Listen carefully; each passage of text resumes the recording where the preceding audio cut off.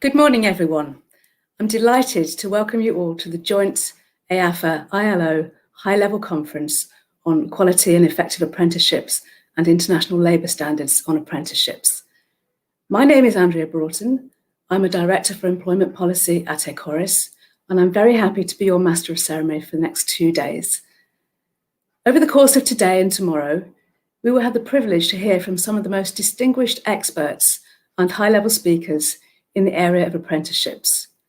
We are very proud to welcome a diverse lineup of speakers from a variety of sectors and industries and from 3 different continents. Today, on the first day of our conference, we will have 2 panel discussions. The first on national forms of apprenticeships, and the second will be on the involvement of social partners in apprenticeships. Each panel discussion will be followed by a question and answer session. We have a comments channel, so please feel free to use this to share your views and comments as we go along. Tomorrow, on day 2 of our conference, we will have the tremendous honour of welcoming the European Commissioner for Jobs and Social Rights, Nicholas Schmit, who will be joining us live, and the Director General of the International Labour Organization, Guy Ryder. So make sure not to miss this opportunity to hear their thoughts tomorrow morning. So without further ado, I will hand the floor to our eminent opening speakers who will kick off today's discussions. We will first hear from Norbert Scherbel, who is Team Leader, Vocational Education and Training, Apprenticeships and Adult Learning at the European Commission. So Norbert, the floor is yours. Thank you, Andrea, and good morning, everybody. I feel very privileged to open the 2-day high-level conference we organized together with the international labor organizations. And as you rightly say, please connect tomorrow at the same time, because tomorrow we have our commissioner and also video from Guy Ryder. So please join us again tomorrow. But why are we here today? First of all, it's not that we commemorate the assassination of Julius Caesar. That was on the 15th of March. And it's not the date of birth of St. Nicholas, who was born on 15th of March 270. It's to celebrate the 3 years of the European Framework for Quality and Effective Apprenticeships. And since 3 years, we have a common understanding what we mean by apprenticeship, because all member states have agreed to it. It means that we think that apprenticeship combine learning in education or training institutions with substantial work-based learning in companies and other workplaces. They lead to a national recognized qualification. They are based on agreement defining the rights and obligation of the apprentices, the employer, and also where appropriate, the vocational education training institutions, and with the apprentice being paid or at least compensated for the work-based component. That's the common understanding. But how did we get there? Here you can see that the input came mainly. One was the under the Education and Training 2020 framework, we have produced a document where all member states contributed on 20 guiding principles. And then the biggest input came from the social partners. You can see the documents they have adopted from ETUC, the trade union side, the European Quality Framework for Apprenticeship, and a document elaborated by Business Europe and other key players on cost effectiveness. That is also the reason why in the title we have quality and effective apprenticeship in this council recommendation. We also have looked at the quality charter by the Youth Forum on traineeships and apprenticeship. And after a long time, the Advisory Committee on Vocational Education and Training adopted an opinion. For some who were with us, it was quite unique when in the evening, late evening, on the big screen, we have finalized the opinion together in the ACVT, as we say. And that was, of course, quite a strong moment. Now, we also organized 2 hearings with the social partners, European and national social partners. And the proposal, and you can see the next slide, from the Commission was adopted on the 5th of March. And then it took us only a few months where the Council of Ministers, so the member states, adopted this recommendation. And we were quite lucky because the 14 criteria were kept the same. So our proposal was a good one, I think. That's not always the case that the council directly follows the commission. So we have 7 criteria at the end for working and learning conditions and 7 criteria for framework conditions. I will not go into the details now.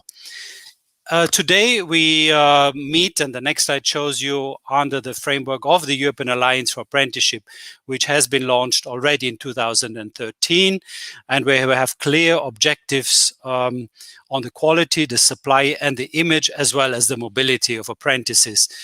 Last year, the European Commission has renewed the alliance for several reasons, mainly because we tried to avoid that, like under the financial crisis, that the youth unemployment raises as we thought with the corona pandemic.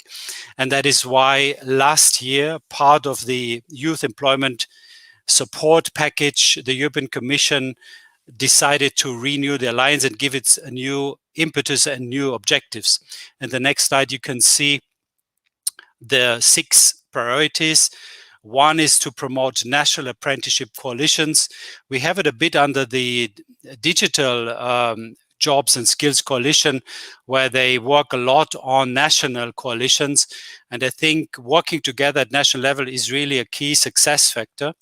We need to continue to support SMEs. We want to mobilize local and regional authorities because they are either a catalyst for the local and regional development, but they also employ us and they can play a key role. We need to continue to involve social partners and increase the number of joint sectoral pledges. And of course, we want to continue to give the voice to the apprentices, so they need to be represented in bodies at the national level as well. Now, the next slide, I think I want just to highlight that there is also an international dimension in apprenticeship. By the way, already the Treaty of the Function of the European Union has already, so it's a long time ago that we already had in the treaty article that we should work in the area of vocational education and training together with the international organizations. But last year, the council recommendation we have adopted, but also the Osnabrück Declaration under the German presidency, which brings together not only member states, but also EFTA candidate countries and social partners and other players, have highlighted the importance of the internationalization of VET and also on apprenticeship. The International Labour Organization works a lot, and that's why we thought it's the moment to have a joint conference today and tomorrow. And I will just, in the next slide, show you a little bit what are the building blocks and why we thought we should join the forces with the ILO. First of all, we would like in these 2 days give you the state of play where we are with the European framework on quality and effective apprenticeship. We will look into the national reforms of apprenticeships. We also, as you have said in the beginning, also look at the involvement of social partners and the national alliances, or you can call them as well coalitions and networks.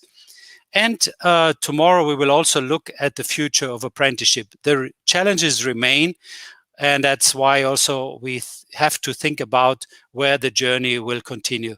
But now, without any further delay, I will give the floor to Shwani to complement my presentation from the ILO perspective. Many thanks. Thank you very much, Andrea and Norbert. Good morning, all the participants who have joined in large numbers from around the world. Today is a very significant day.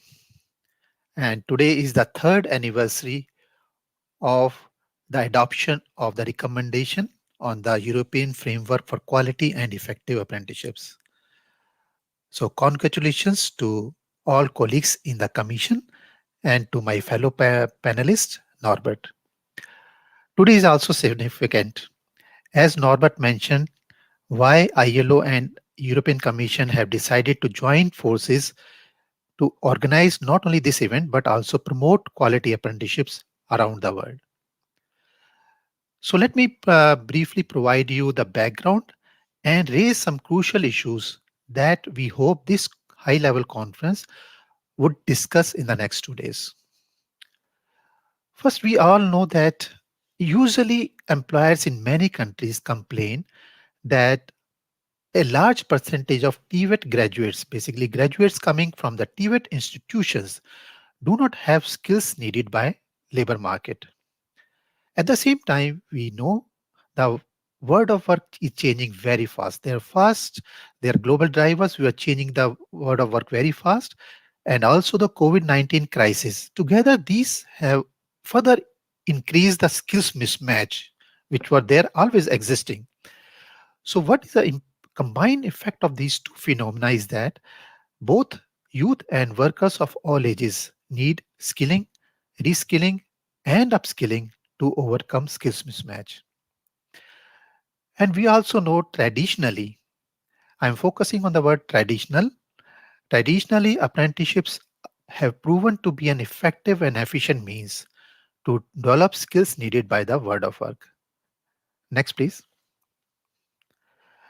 And here basically I have shown examples globally also at the regional level, at the country level, whether it is a international development organizations, regional organizations or country level. All of them are, and social partners also. They are all increasing the focus on apprenticeships, primarily to address, as Norbert also mentioned, youth unemployment issue, and also to what extent apprenticeships can also provide reskilling and upskilling opportunity. Next, please.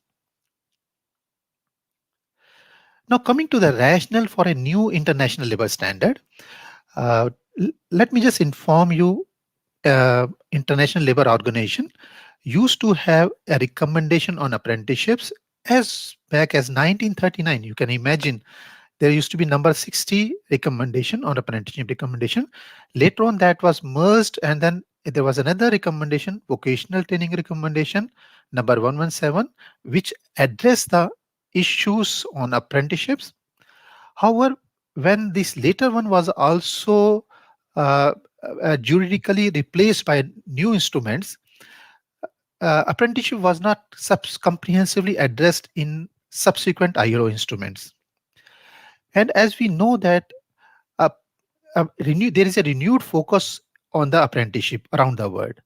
Considering these ones and the regulatory gap in the labor standards, the ILO governing body requested the office to take up the issue of standard setting on apprenticeships, and that the process had already started. Next, please. So let us see what are the key issues in terms of in setting up of the international labor standards, or I will say more than international labor standard is what are the key issues or challenges being faced by apprenticeship systems around the world. Next, please. The first worrying trend is that despite known benefits of apprenticeships for both employers, apprentices, and in general the society and the country, most countries face challenges in expanding. I'm emphasizing the word on quality apprenticeship, not any kind of apprenticeship. And also trend is that even in the countries which have well-established apprenticeship systems, the numbers of the new entrants are declining. Of course, I will say in Switzerland, from where I'm speaking now, that is one of the country where numbers still remain stable, and all two-thirds of all young persons, it is very credible for this country that two-thirds of all young persons still undergo apprenticeship in this country, which is a really good example. Of course, there are some other examples also. Next, please. And in the context of future of work and labor, lifelong learning, emphasis on lifelong learning, because the labor market changing very fast and the adult and older workers also need reskilling, upskilling opportunity. So the questions are being asked. Can apprenticeship models serve the need of first digital and knowledge economy? The question is being, you can understand, is being asked in because in many countries, apprenticeships are synonym with blue collar job. So the question is that whether it can also serve the white collar jobs also. Can the model be used for higher education? Typically, it is being used at the secondary or post-secondary level. And also, as more and more adult and older persons require reskilling and upskilling, can it be used? because we know traditionally apprenticeship was meant for young persons. Next, please. Then there are some other important issues also. Apprenticeship is a single word, but it is understood very differently in many countries. And some studies show sometimes in one single country also, there are different models of programs which are very distinct, and everything is called apprenticeship. So first of all, the challenge comes how to define apprenticeship. If we have to set up standards for that one, first important thing is how to define it. Another issue is that I should share, because apprenticeship is a one person who works not only in educational setting, a person is part of the workplace also. So how the what should be the training and working condition? How the working conditions should be protected. In some countries, apprenticeship enjoys similar status, similar working conditions, similar social protection as the employees of the company, but in some other country, the conditions are very distinct. So what should be right optimal balance between training and working conditions? Another issue is that, as we have seen, that numbers are declining in many countries on apprenticeships, and other countries which are trying to establish and strengthen, they are also finding difficult to increase the numbers very fast. So issue is that how to improve attractiveness of apprenticeship, both for enterprises as well as for the potential apprentices. Links to this one also, the training and working condition and attractiveness is the cost to be shared. How the cost sharing should take place between government, enterprises, and apprentices. Traditionally, it is always left between enterprises and apprentices, where enterprises bear the cost of on-the-job training, providing remuneration, social protection. But then, as this means is becoming very important, what should be the role of government? How government can provide various kind of support systems, support services, and incentives, which could be financial, non-financial, to promote uh, apprenticeship take up by the enterprises as by the potential apprentices. And this also is going to be one of the session, how can social partners be more effectively engaged? I think that's also very important.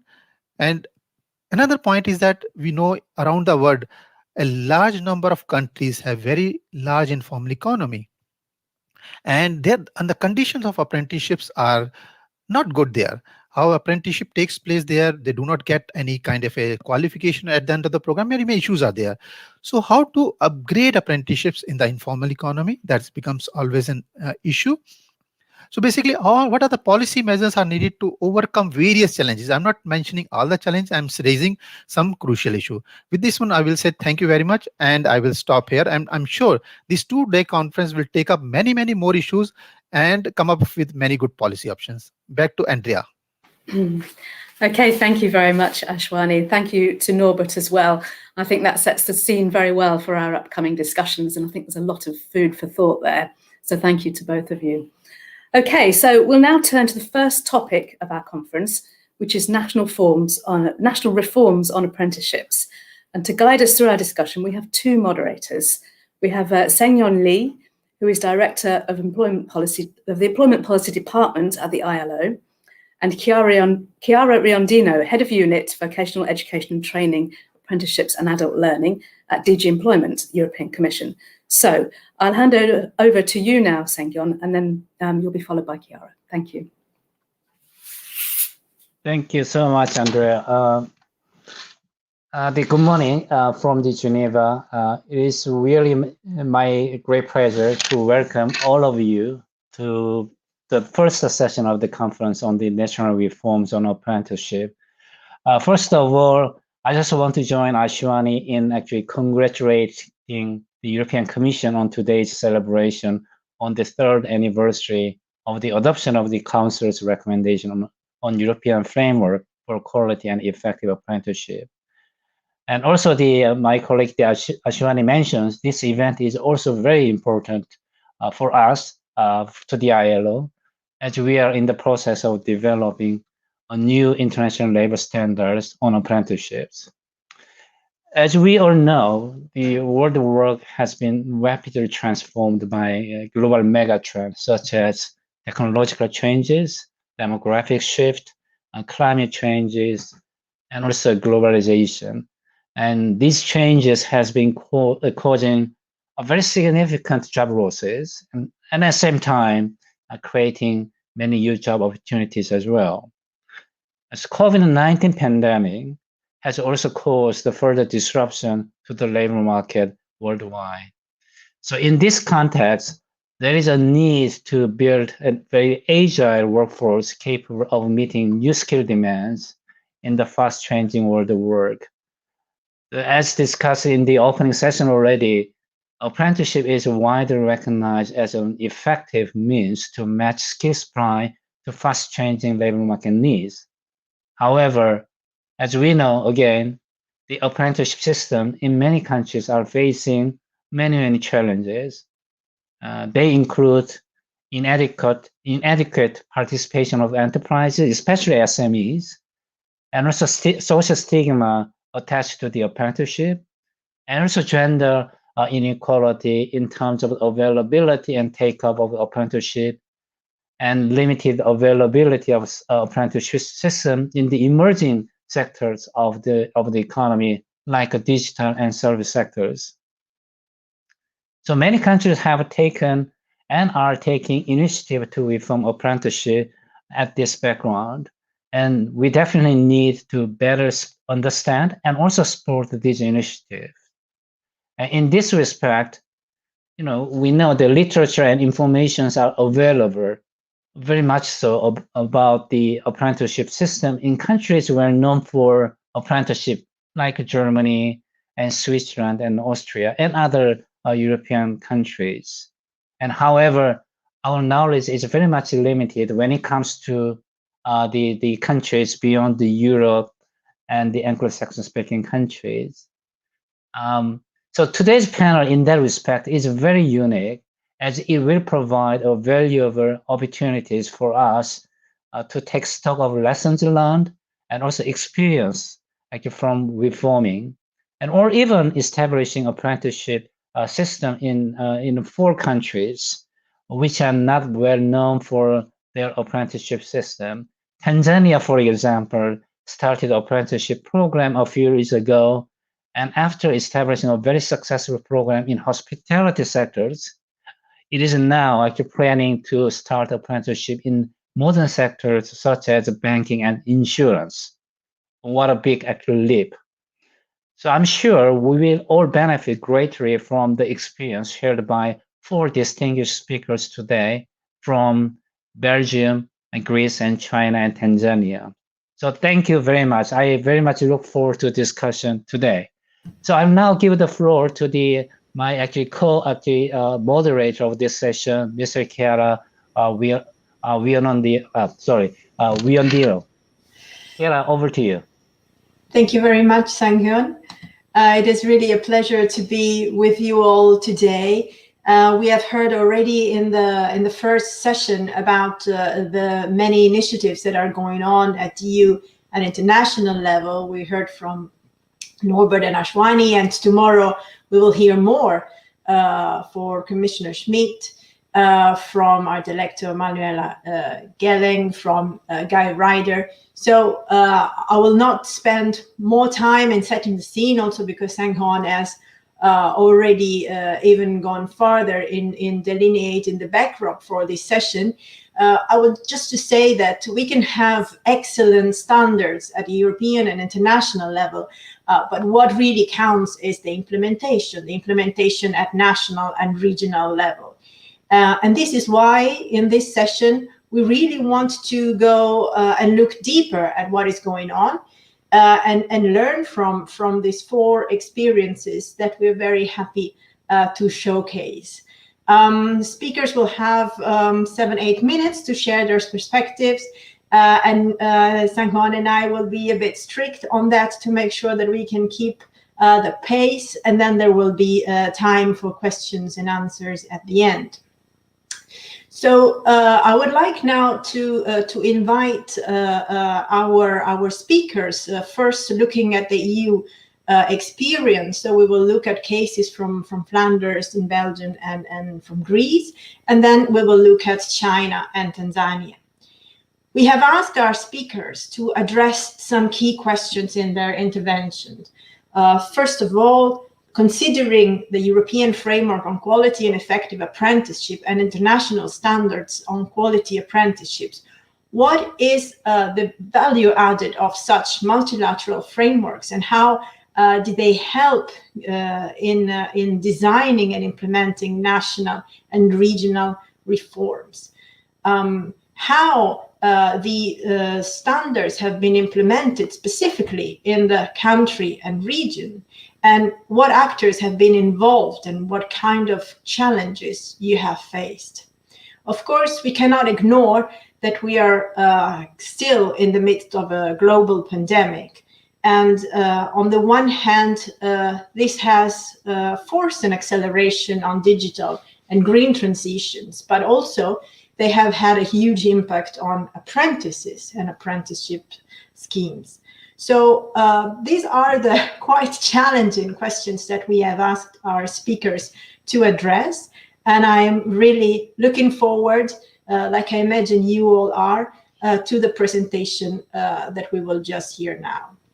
So we'll now give the floor to our first speaker, Professor Frank Bert, Chairman of the Flemish Partnerships on Dual Learning in Belgium. So Frank, the floor is yours. Thank you very much.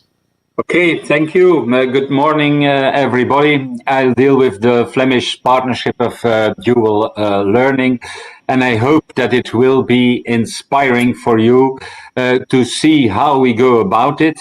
For your information, at this moment, we deal all with the same COVID-19 experience, and I would have liked to see your faces, but this will not be possible, and I hope that you manage to cope with. First of all, let's deal with the context. The former Flemish government agreed to implement a system of dual learning in secondary education within a shared competence between two relevant policy domains, namely education and work. Between 2015 and 2019, a series of pilot projects started to experiment with the concept of dual learning. These pilot projects focused on key aspects of an apprenticeship system. For instance, screening, guidance, the relation between schools and the labor market, and so on. One of these pilots focused on the actual implementation of the system of dual learning in secondary education. And that pilot project was evaluated during the process by an academic research team. In 2018, the decree on legislative framework for the full-scale implementation was adopted. So from the 1st of September 2019 onwards, the full-scale implementation in secondary education started. So this means that dual learning is a rather recent phenomenon. The number of dual courses increases each year. In our country from 2020 onwards. The goal was, however, not to grow in courses, but rather grow in a number of students. This remains a challenge, certainly in times of COVID-19. The implementation in 2019 was preceded by the installation of the Flemish Partnership of Dual Learning, so that we could follow the process of the start of the system from the partnership. Okay, the second slide, Flemish Partnership of Dual Learning. Let's see now, let's go into it somewhat further. There is a shared responsibility between education and work. Education is the final responsible of the learning pathway of the students, and work is the stage manager of the workplace component. What is this partnership for dual learning about? Well, the creation of the Flemish Partnership for Dual Learning puts education and training providers and social partners at the center of the governance of this dual system. While education and work authorities, they support the functioning of the partnership itself embodies the shared responsibility between government, social partners, and education providers. They talk about mutual problems and they find, I hope so, joint solutions. It's not always easy, but we look for them. Maybe let's go into the shared responsibilities. It is about legislation, about governance, about the curriculum design, about informing the learners and the companies. It is about the quality assurance. It is about the curriculum. Summarizing, the Flemish Partnership for Dual Learning actively advises the government on matters concerning dual learning. And to give you an example, last September, we published an advice on our own initiative concerning the necessary steps in order to strengthen the dual system in a during Corona measures era.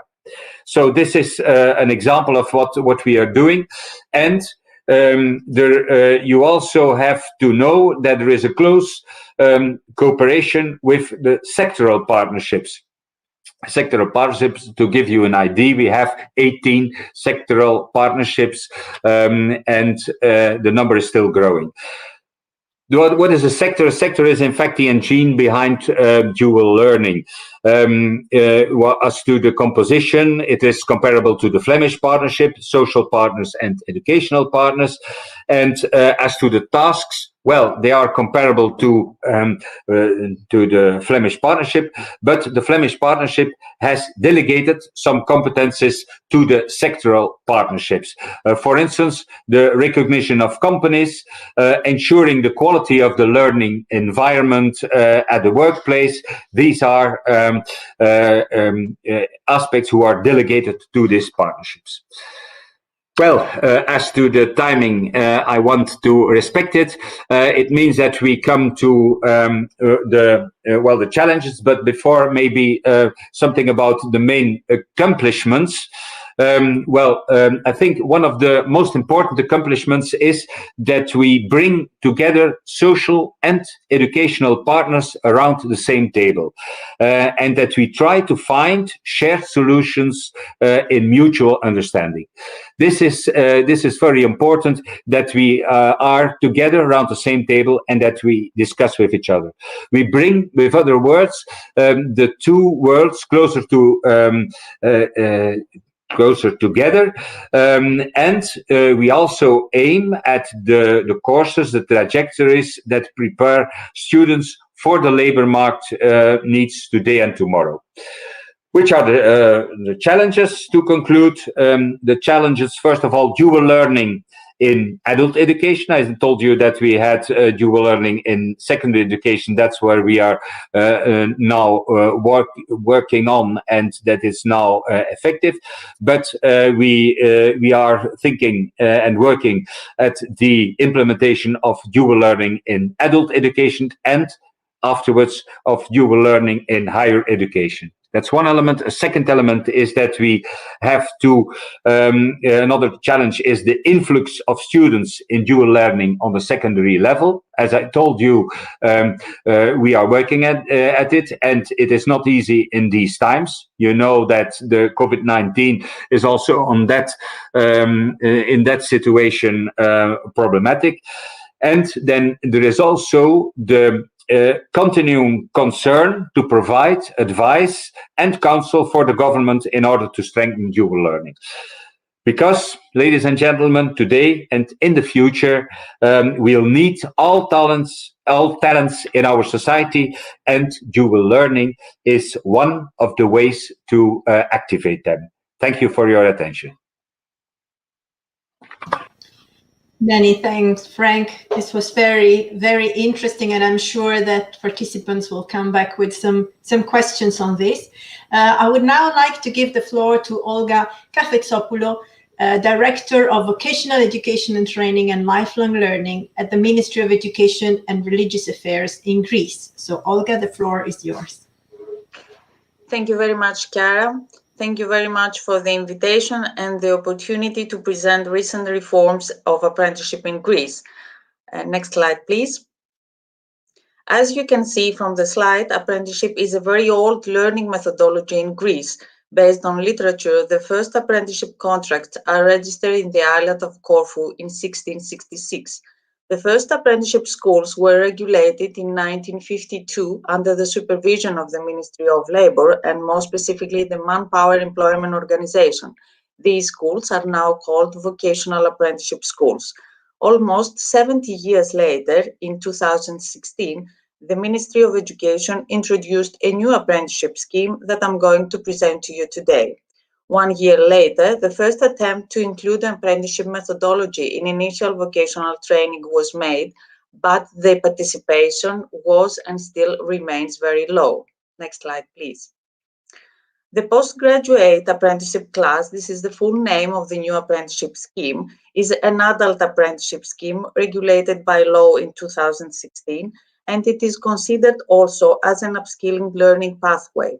All apprenticeship schemes in Greece must follow a common quality framework. The apprentices of the new scheme are vocational school graduates with an NQF Level 4 certificate.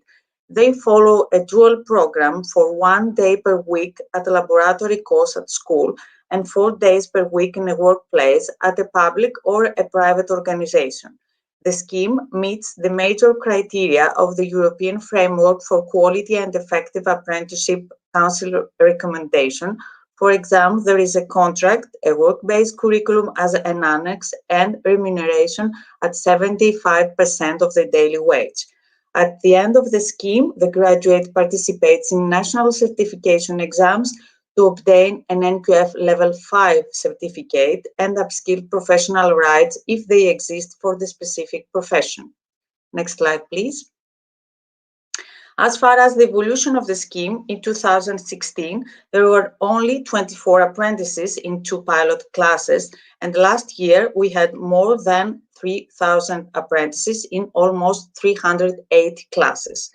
The impact of the first wave of the pandemic was low, only 2% of the dropout rate for the apprentices, due to positive measures taken by the Ministry of Education, such as financial support to apprentices, extension of apprenticeship contracts, and increase of the time spent at the laboratory or the workplace. Unfortunately, until today, the current apprenticeship period 2020-2021 is suspended due to repeated lockdowns. Next, please.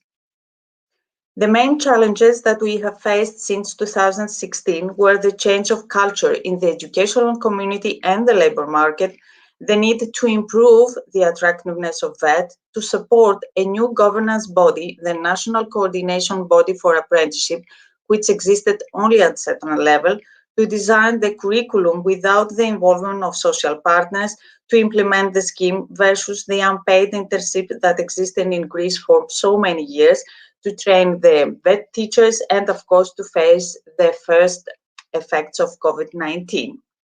The new scheme, next please, has a very strong European dimension because it is a European Social Fund project. In 2019, the scheme recognized as a successfully implemented ESF project under the title Spurring Apprenticeship Nationwide as a Route to Excellence. Since 2020, the scheme is presented in the CEDEFOP database as the rest of the apprenticeship schemes all over Europe. Greece was the first volunteer country to implement the bench learning process, and the specific scheme has already been self-assessed, and we have also participated in the peer learning process during 2020. Based on this result, the Ministry of Education and the Ministry of Labour completed the monitoring of the EFQEA Council recommendation implementation. Last slide, please. The impact of the bench learning process and the need to highlight the importance of apprenticeship as well as national priorities led to a new law on VET reform in December 2020. In the new law, weaknesses in the implementation are treated. For example, we are now have new governance at national, regional, and sectoral level. Apprenticeship is adapting to labor market needs. There will be involvement of the social partners, not only at the governance level, but also in the design of the curriculum, the implementation of the scheme, and the evaluation of the apprenticeship and the scheme itself. The remuneration is increased to 95% of the daily wage. We will have more teaching staff. There are provisions for distance learning as a lesson learned from the pandemic. There will be less bureaucracy and improvement in certification procedures. Finally, for the first time, there is permeability to higher education. Concluding my presentation, I would like to ask you to support all apprenticeship stakeholders to turn this crisis into an effective opportunity. Thank you very much for your attention, and I am at your disposal for any clarification. The floor is yours, Karen. Thank you very, very much, Olga. And now I give the floor to Sang-Hyun for the second part of this session. Thank you.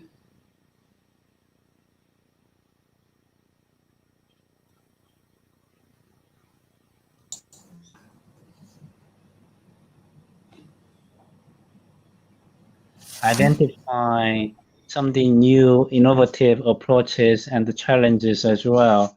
So now actually we are trying to move out of Europe and then to see what has been the experience actually in other parts of the world, especially in China and also the Tanzania. So let me first invite our Chinese expert, the Feng Tian.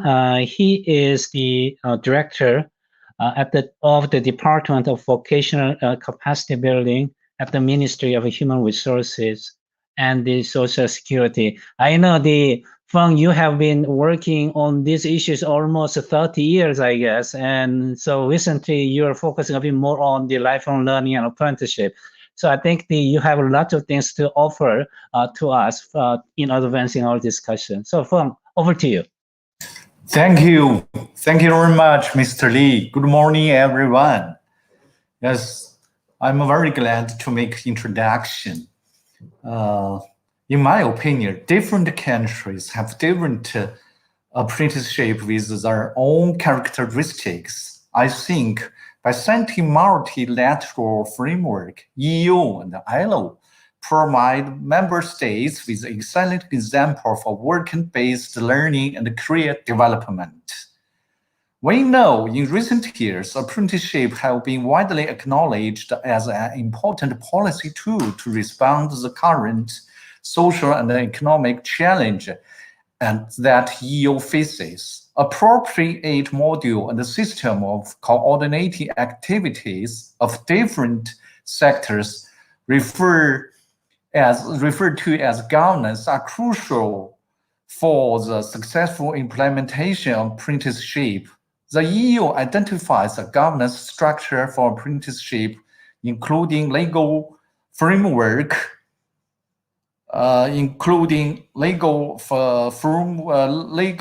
framework, strategic and operational functions, the involvement of various bodies, quality assurance and development strategies, financial agreement to promote effective and sustainable implementation of apprenticeship.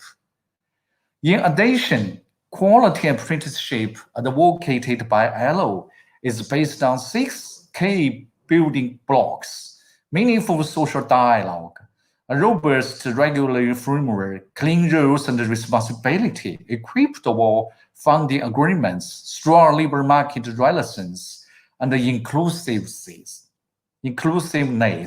I'm sure citing an international labor standard for quality apprenticeship will encourage the creation of new ideas, methodologies, and the policy option to reform and modernize apprenticeship, and leading member states to work together for full employment and decent work. Like many countries, China has recognized the value of quality and effective apprenticeship in worker-based learning. 5 years ago, China launched a new enterprises-based apprenticeship program nationwide. Learning from good practice and lessons of EU, China calls for the active involvement of social partners and other stakeholders in design, governance, and implementation apprenticeship schemes. Now, I'd like to make introduction of China's new apprenticeship as follows. First, target at new of transfer job employees at skilled position who sign labor contract with enterprises for than 1 year. The training model is a dual system between enterprises and schools for the integration of work and learning. Teachers are both from enterprises and schools, and alternate training based on work and learning for apprenticeship. Please, next slide. Second, the main responsibility for apprenticeship training is undertaken by the enterprises themselves. The enterprises would sign a training agreement with apprentices, clarifying training objectives, training content, and the duration, and the quality assessment standard, and so on. Please, next slide. Third, there is a financial support system from the Chinese government. I think this is next slider. In order to save times, I change it to next slider. Yes, financial support system. Yes. Yes. Third, there is a financial support system from the Chinese government. Local departments of human resources and social security, in cooperation with local governments of finance, provide vocational training subsidized to enterprises to carry out apprenticeship training in accordance with regulations. The subsidized standard is set by province, respectively, and the amount gradually increase based on economic development, training cost, and the price index. So, to sum up, there are 4 features for Chinese new enterprises based apprenticeship. First, I think the government play an important role in promoting the new apprenticeship. All levels of government are actively involved to devise a program, make action plans, formulate quality assurance standards, enhance financial support for the effective implementation of apprenticeship.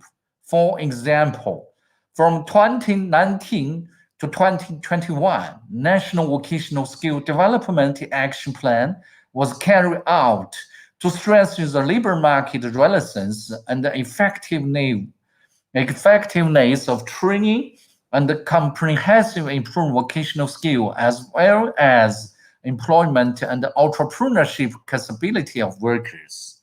Second, enterprises play a leading role in implementing the new apprenticeship. Enterprises are responsible for formulating training plans, conduct skill training to meet job requirements and development needs, extensively organize pre-job training, on-the-job training, and off-job training, carry out skill competition, online learning, and other activities. All vigorously develop the training for skilled workers and the technician. Third, social partner has strengths. Enterprise Confederation, Women's Federation, and the Youth Committee together participate in the apprenticeship. Fourth, in order to prove the quality apprenticeship training, national qualification system has been enforced nationwide. New laborers must be trained before given jobs with special gifts. They must hold relevant certificates before employment. As far, the current challenge is how to attract more youth to be apprentices, how to make apprenticeship become more and more quality, effective, flexible, and sustainable. We are making effort to solve these problems and looking forward to learning international good practice. Surely, COVID-19 have forced and accelerated digital and green transitions throughout all societies. In China, more and more new digital and green jobs has appeared, such as e-commercial seller, social media operator, digital manager, e-sports master, artificial intelligence trainer. I think COVID-19 brings us both challenges and opportunities in the world of the work. Regarding the apprenticeship in China, Internet plus training method have been expanded and accelerated. For example, China National Pantry Operation has established skill for CNPC model, mobile app, and the CNPC e-learning online training platform for both trainers and trainees to continue training and monitoring. Also, CNPC tried to stimulate practice to track the absence of on-site training. Of course, I think e-learning or night training has faced some challenges. Vocational training is distinguished by practical training or training at the working place. Theoretical knowledge can be learned online, and the practical training should be conducted offline. The best way to solve the problem is to combine offline training with online training. I think we get opportunity to draw on experience from other countries, especially EU and also International Labour Organization,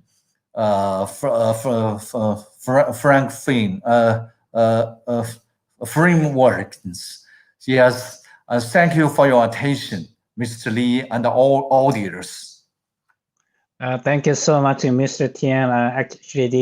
You actually responded to the lots of questions and challenges identified in the opening sessions by Norbert and Ashwani. So it's very impressive. And also you highlighted the important role by the government on the top of the very strong collaboration between enterprises, workers. That's great. And also I'm very much impressed by your efforts to expand the apprenticeship to as many people as possible. You're talking about 500,000 already, but there are a growing demand for that kind of training opportunity in your country. So I will get back to you on that, how you plan to expand, your coverage and opportunity to as many as people as possible. So thank you so much. So let me move to the Mr. Shogo Murochi.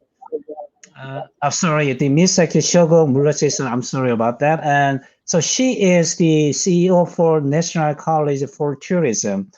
Shogo, you remember I mentioned Tanzania in my opening the remark. As you know, we are so impressed by all the experience you did on apprenticeship and tourism. And so we very much look forward to hearing what is the lesson you get from that, what are still the challenges, and many other issues and insights you can share with us. So Shogo, over to you.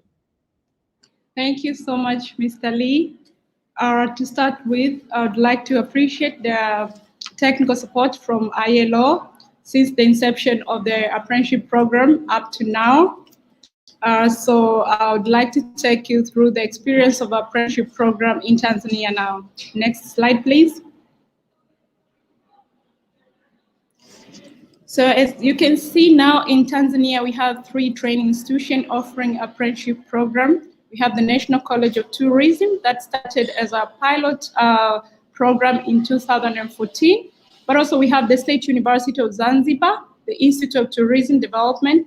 But also we have in 2020, the Arusha Institute of Accounts, that is accountancy, that is under the Ministry of Finance and Planning.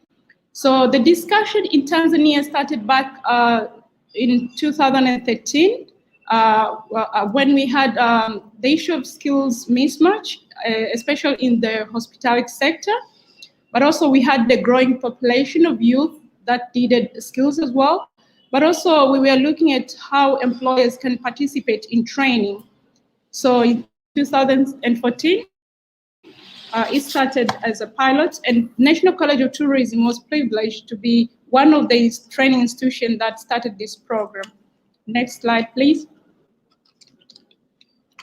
The apprenticeship program in Tanzania is certified by the National Council for Technical Education. This is the regulator for the training in Tanzania. So basically what it does, it oversees and coordinates the provision of technical education and training, but also it looks at the entire process of preparing our students from the issue of curriculum development. You do the review, you also do the training, assessment up to certification. But also at the end of the day, it assures that there's a career progression for our students from one level to another.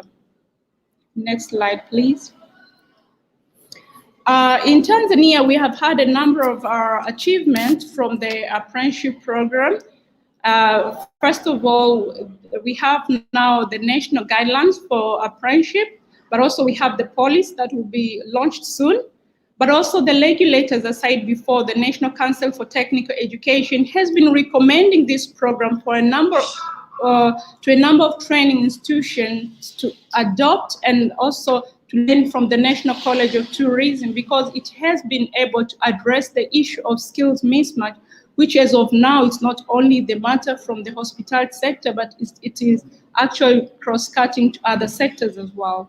But also we have had the steering committee that coordinates the program, and the composition of steering committee, we have the high-level officials. For instance, we have the permanent secretary of the responsible ministry for skills development, but also we have the executive directors from the employers association, the executive directors from the workers association, and the CEOs of training institution to make sure the program is well being implemented as per guidelines. But also the program has been able to produce graduate or apprentices that meet the needs of the job markets. But also we see also there's a short-term transition from school to work, as most of the graduate would have the work opportunity before they finish even their studies. Next slide, please. This is quickly the trend of the apprenticeship program in Tanzania. So from 2014, for the National College of Tourism, we have had 166 apprentices graduated, and we have ongoing 101. For the Zanzibar Institute, we have 56 who have already graduated, and we have 120 ongoing. And for the Institute of Accountancy in Arusha, which started this program last year, 2020, we have 192 ongoing apprentices in both banking and insurance. As you said, Lee, in the beginning, that this program, we have expanded the program from the tourism to other sectors. Next slide, please. This is to show you quickly how the apprenticeship guidelines was launched back 2017. It was launched by the Prime Minister of the United Republic of Tanzania, Honorable Kassim Majaliwa Kassim. You can see in the picture, we had also executive directors from the Workers Association, from the executive directors from the Employer Association, but also ministers responsible. So it was really launched by the high-level officials in Tanzania, which this assures the sustainability of the program in a way. Next slide, please. I'd like to mention the impact of COVID-19 because I feel for the hospitality sector, it has significantly affected the running of the program because a number of hotels have been closed down. So it has been difficult for the student to get part of their training or contact hours, which is 60% of the training. This is not necessarily the case in the finance and planning sectors. We have seen last year, regardless of the COVID, the program has started from the Institute of Accountancy in Arusha, in which they have 192 students. Although this is an integrated economy, we believe the hospitality sector has been impacted more by the COVID as compared to other sectors. Next slide, please. Here, I would like to talk about the expansion and sustainability of the program, especially how we see it from Tanzanian perspective.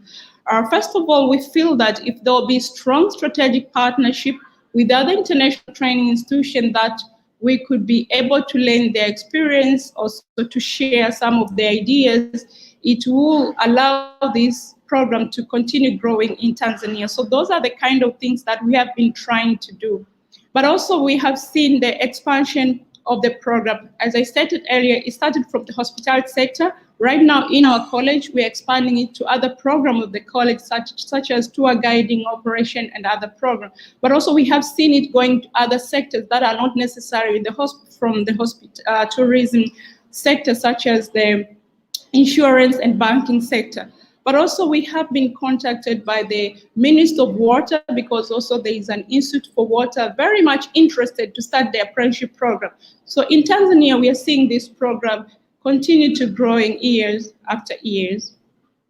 But also in the government 5 years development plan, we have seen the emphasis on how more expansion should be done, because this program has been able to address the issue of skills mismatch for the existing program and even the upcoming one. We believe it to be able to do the same.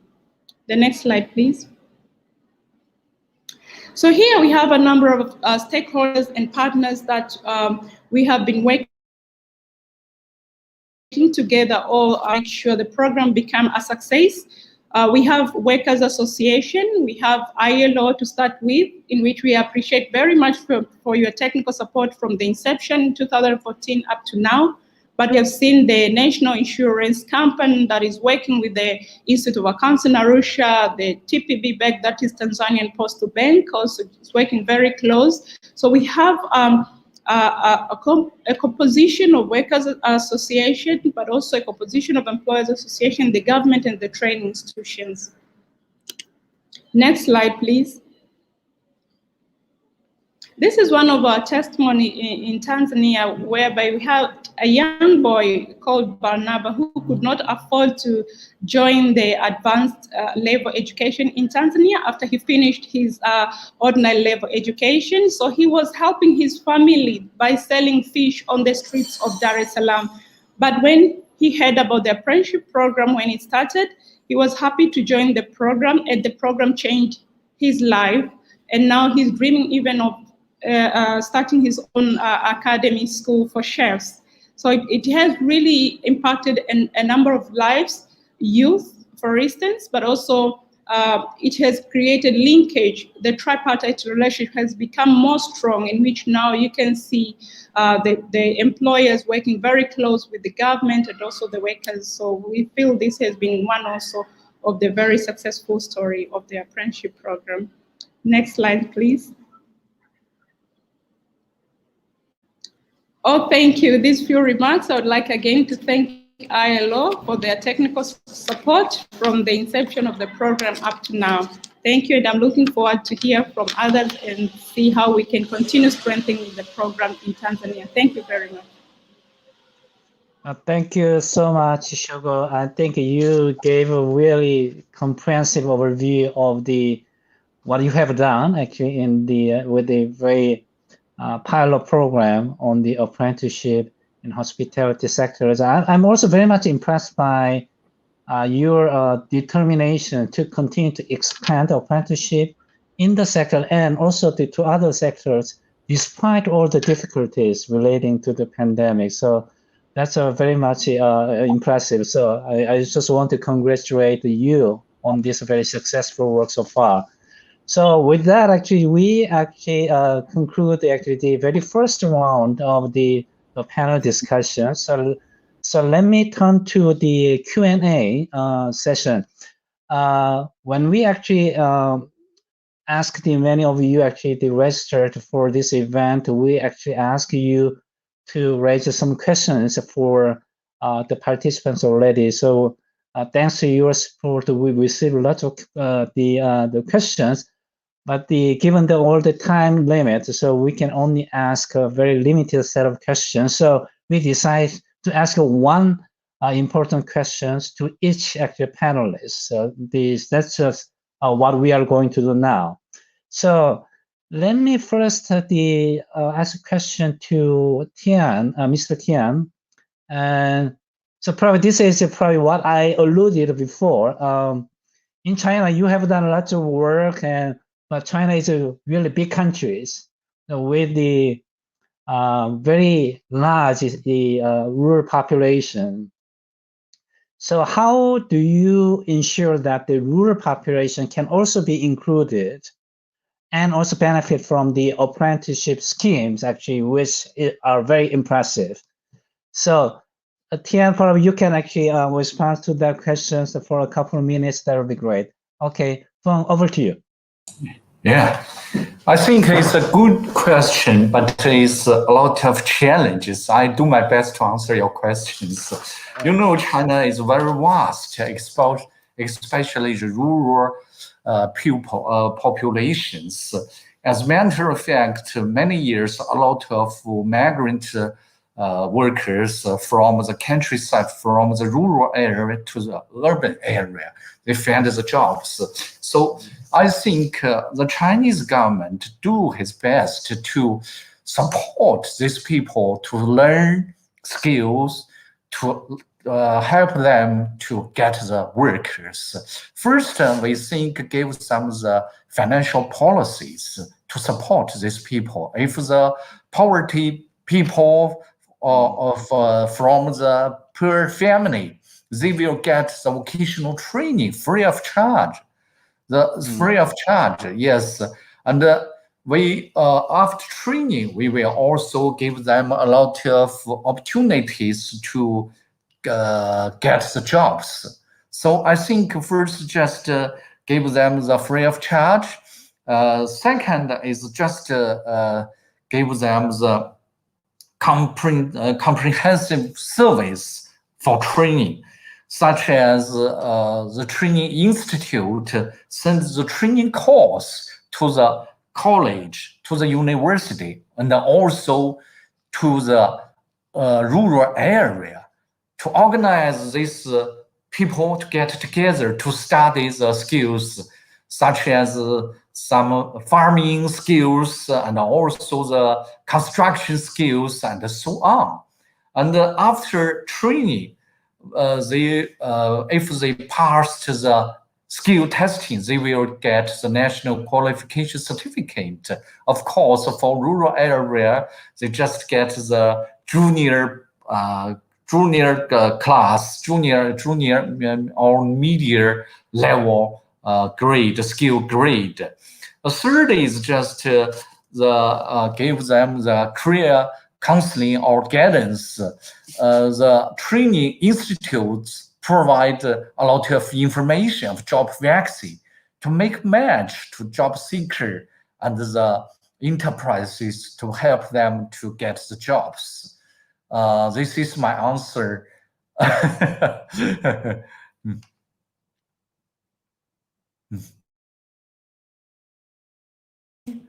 Yes, Mr. Lee, can you hear me? Yeah, sorry. So Feng, thank you very much. I mean, that's excellent because I in particular like your first response. I mean, these people need finance support in the first instance. I mean, that's a very important start point. We really appreciate that. So Chiara, I believe you have a question for Frank. I do, but before going to Frank, I'm looking at the chat and I'm so impressed to see so many people from all over the world, and it's really amazing. And thank you so much for this overwhelming participation. So Frank, indeed, I would like to ask you a question, but I would also like to combine a bit with something that we see in the chat, because it's very rich, and I see that we can try to have some synergies in the topics that are put forward. So I would like to ask you about partnerships, but also about incentives. So in your experience, how can partnerships influence the quality and effectiveness of apprenticeships? And are there in your system specific incentives for employers? Thank you. Okay, thank you. I'll try to answer to the questions, also the questions that I saw in the comments.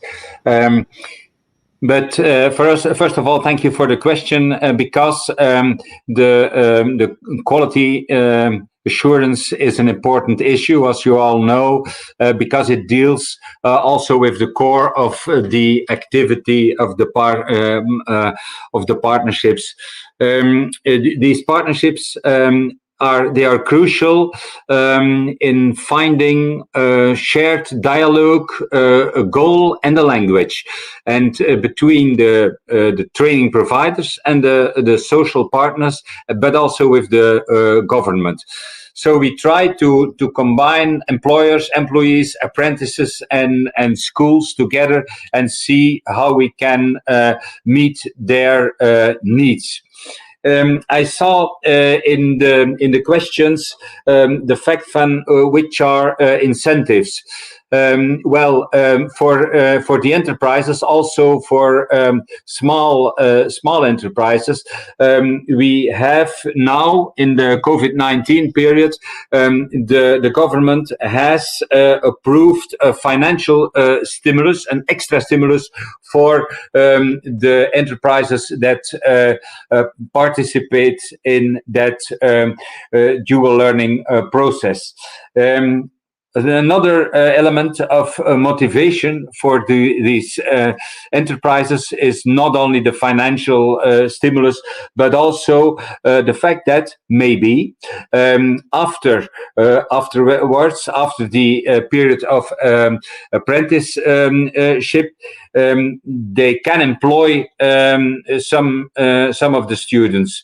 This when they have obtained their degree, they know them, they have had an apprenticeship in the organization or in the enterprise, and so they can employ them.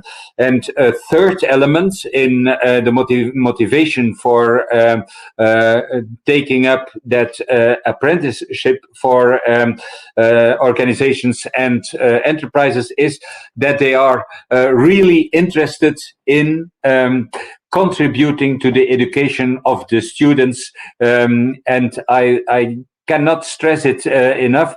This is really a motivation for the enterprises, that they have a possibility to contribute and also to interfere in the education process, and that they can take up their own responsibility in it.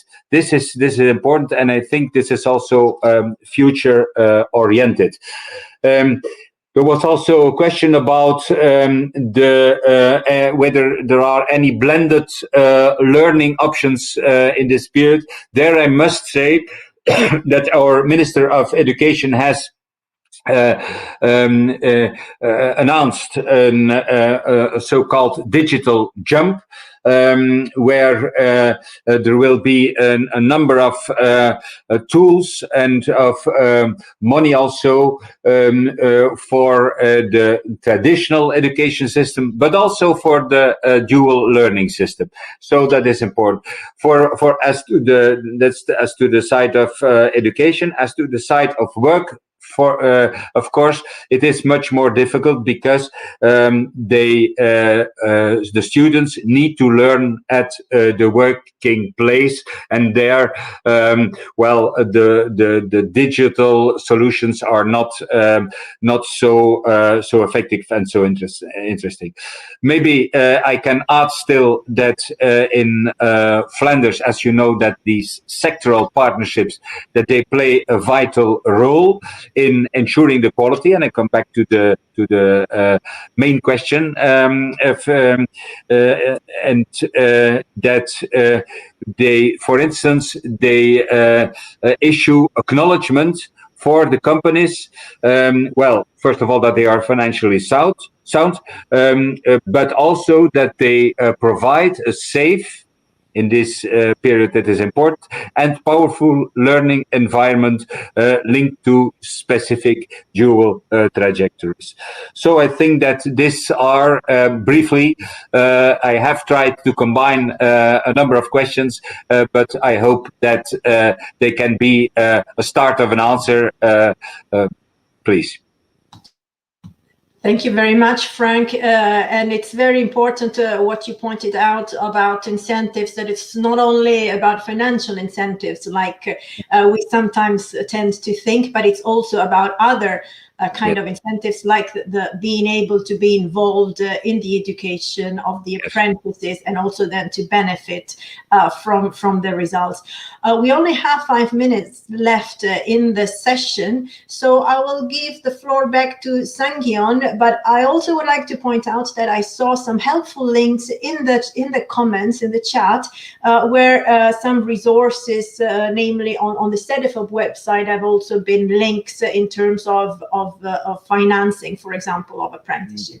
Back to you, Sang-Hyun. Okay, thanks, Chair. Indeed, I have a question for Shogo. So as you remember from your slide on the testimony, one man actually appeared. So I just wonder how actually this the apprenticeship program have benefit from, the women can benefit from this program. Have you seen any challenges in incorporating women into the program? If yes, and how did you manage to overcome these challenges? Over to you, Shogo. Thank you very much, Mr. Lee. Yes, we have seen challenges for women joining the program.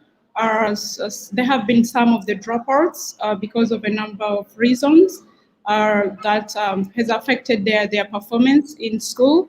But we are trying to make sure that when they join, we encourage them to finish, so that we encourage women to participate in this kind of a program. So yes, we have experienced some challenge, but over time, we continue to minimize the impact of those challenges. Yeah, that's great news, Shogo. Thank you. So, Chair, over to you. Thank you. I think we have time for one quick final question to Olga. Olga, how can we best ensure that apprenticeship can adapt to post-pandemic learning and workplaces? You have focused on your presentation in how you have accommodated the challenges of the current situation, but what about the future, when we can look forward to going back to some kind of normal? Are we learning something from this? We will retain some kind of blended or distance learning in the future. Thank you very much, Kara. We have to be honest that if we want apprenticeship to be adapted to post-pandemic era, we must design and implement based on our lessons learned.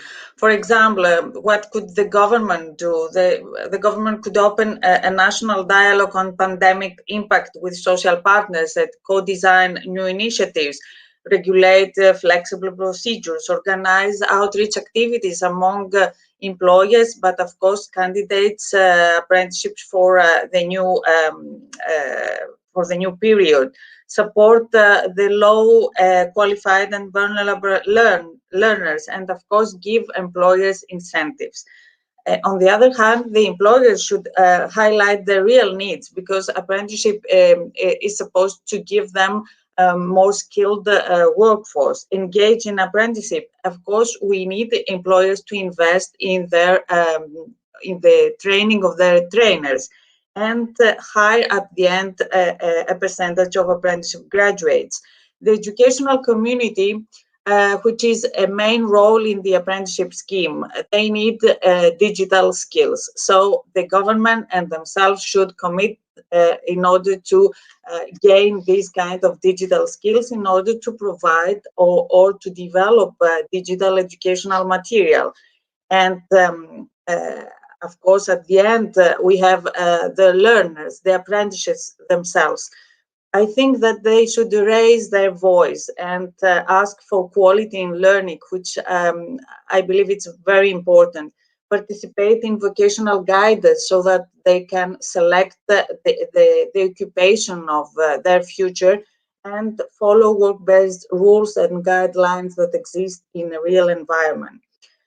We have to understand and not forget that the apprenticeship system does not exist for the system themselves, but for the learners, to serve the apprentices and give them significant opportunities to enter the labor market.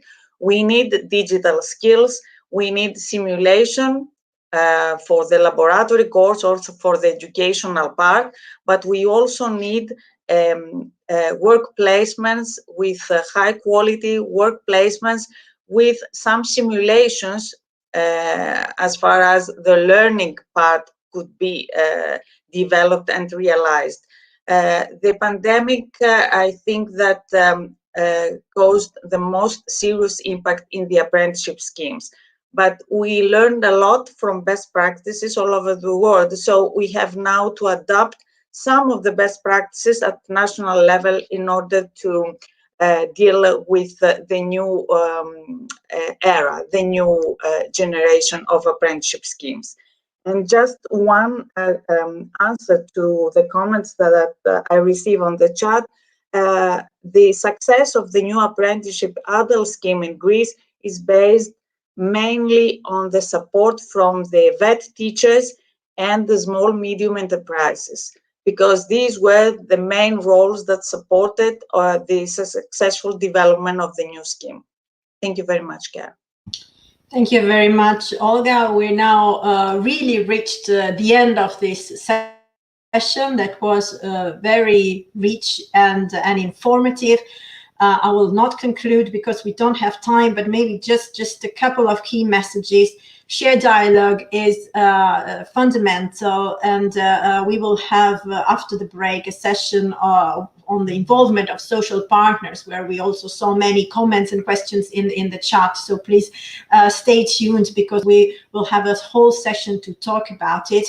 A lot of interest in how to incentivize and finance apprenticeship schemes, and how to involve also SMEs in particular.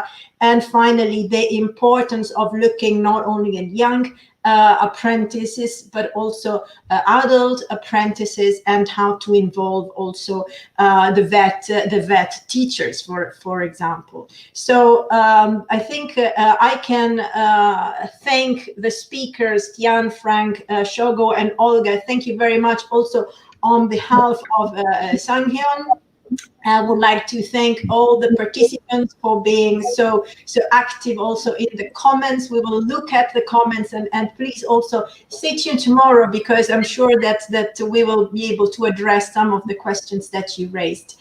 And with this, I give the floor back to Andrea, who will tell us about what happens next. Okay, thank you very much, Chiara. Thank you also to Sengyeon and yourself, of course, for the extremely interesting moderation of that fascinating session, where we heard from all over the world of different experiences. Okay, we're going to have a short break now, so that'll give you time to get a coffee or a tea. We will resume at 12 noon Central European time, so that's in 10 minutes. And don't forget, of course, to post any comments or views that you have in the chat. It's been very, very great to see all that so far. So see you in 10 minutes. Thank you.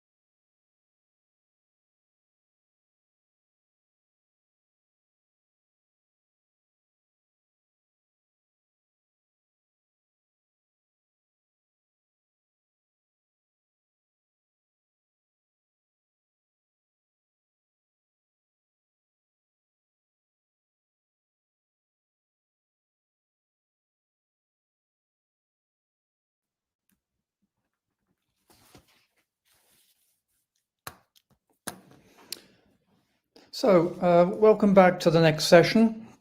This is the panel discussion on the involvement of social partners, organizations representing employers and workers in the design, governance, and implementation of standards for quality apprenticeships. This conference is taking place at an opportune time. At the European level, social partners were involved in the preparation of the EU recommendation on the European Framework for Quality and Effective Apprenticeships, which was adopted in 2018. And the implementation of this recommendation is in the process of being monitored. At the international level, the International Labour Organization is in the process of setting a standard for quality apprenticeships, as we've heard this earlier this morning. A questionnaire has been sent to all ILO constituent members, and a new legal instrument will be prepared on the basis of the responses. The international social partners are involved in these discussions and negotiations as well. These are two very significant developments which will have a significant impact on the question of apprenticeship training within Europe and also around the world. Why are social partners so central? Quite simply, because they are key stakeholders. They provide a direct link to the skills needs of employers and the training needs of workers. As Guy Ryder, the ILO Director General of the International Labour Organization, has pointed out, when you look at quality apprenticeship systems around the world, the most important success factor is practically always social dialogue. Quality apprenticeships work because they link classroom and workplace training, and because they tap the knowledge of both employers and workers on what training is needed and how this training should be delivered. Now, social dialogue comes in different shapes and sizes. It may be bipartite, that is to say, between the social partners, the employers' associations on the one hand and trade unions on the other, but it's very often it's tripartite, that is to say, social partners working with the representatives of government. And it may take on many different forms. For example, it might be joint actions relating to apprenticeship training strategies, discussions and deliberations often within the context of regulatory and/or consultative bodies. It may be also negotiations leading to collective agreements, particularly, but not only to do with remuneration and working conditions for apprentices. Now, it can be categorized in a number of different ways, but on this particular occasion, I'm going to put the emphasis on the different levels of apprenticeship training, policy, and implementation. And here are some examples of the ways in which social partners have been involved in the question of implementation of design and implementation of apprenticeship training. At the European level, we've heard this morning from Norbert that on a basis of a joint statement agreed by the social partners, the tripartite advisory committee for vocational training agreed an opinion entitled A Shared Vision for Quality and Effective Apprenticeships and Work-Based Learning. This, as Norbert said, was one of the bases for the EU recommendation. At the national intersectoral level, in terms of national strategies, one good example would be from Germany, where the government and the social partners recently agreed an alliance for further education and training for the period 2019-2021, building on the same type of alliance for the period 2015-2018. Many countries throughout the world have tripartite regulatory and/or consultative bodies dealing with different aspects of the design and/or implementation of apprenticeship training. In South Africa, for example, social partners are represented on the Quality Council on Trades and Occupations, which is responsible for overseeing the design, implementation, assessment, and certification of occupational qualifications. At the sectoral level, there is often, and this was also mentioned this morning by the professor, that the sectoral institutions are very important when it comes to going closer to the needs of the labour market. In Denmark, around about 100 bipartite trade committees decide on the creation and renewal of apprenticeship courses for different occupations, the regulatory framework for individual courses, the duration, the ratio between the on-the-job training and the off-the-job training. They also decide on the approval of enterprises that want to take on apprentices. And to continue with the example from South Africa, there are 21 sectoral education and training authorities which take on similar responsibilities. And then, of course, most important too is the enterprise level. Obviously, it's extremely important that the enterprises themselves are involved in this process, whether they're small, medium, large-sized. I'll just give you one example, and this refers to Enel, the Italian multinational energy company, signed an agreement with 3 sectoral trade unions to establish an experimental apprenticeship program combining on-the-job and off-the-job learning and leading to a technical diploma. This agreement, the ensuing training program, and the commitment to apprenticeships were recognized by the European Commission with an award from the European Alliance for Apprenticeships in 2017. Now, it's possible also, of course, to look at social partner involvement from a different perspective. For instance, one could look at it from the perspective of the different stages of the training cycle. For instance, the role that they play in anticipating skills needs, the role that they play in setting standards for training and developing curricula, or monitoring assessment, or, of course, helping to provide funding for apprenticeship training. The point here, though, is that what I'm trying to do is to provide an initial introduction and a platform to launch the rest of the discussion with colleagues that are responsible for apprenticeship training at different levels, the European and the international. So we'll look at those levels in a second with our colleagues. We'll move on to our panelists now. I would like to welcome them to this high-level conference and ask them to give us the benefit of their experience as regards the design and implementation of apprenticeship training policy. Firstly, we will have Ludovic Wirth, who's a Confederal Secretary from the European Trade Union Confederation. Secondly, we'll have Maxime Cerruti, Director of Social Affairs for Business Europe. Thirdly, we'll have Lilian Volozhinskis, Social Affairs and Training Policy Director from SME United. We'll also have Maria Tsirantanoki, who's from the Equality Department of the International Trade Union Confederation. And last but not least, we'll have Blaise Maté, who is Director General of the Fédération des Entreprises Romandes in Switzerland, who speaks for the International Organization of Employers. What I'd like to do, please, is just remind you, and in fact, this was something that was brought up by Chiara in the former session.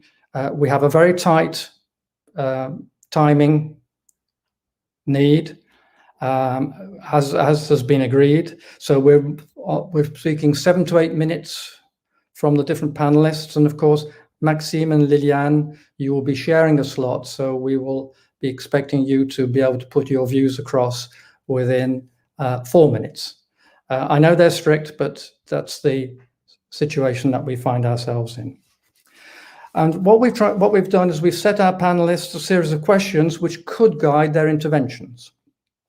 The first one is, what's the main contribution social partners can make to establishing quality and effective apprenticeships in Europe and internationally? The second question could be, what can governments do to ensure that social partners are involved in the design, governance, and implementation of apprenticeship schemes?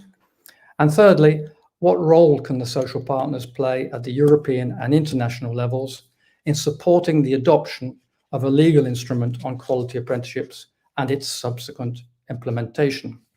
So, first up, Ludovic, it's you. And I look forward to hearing what you've got to say. Thanks very much for taking part.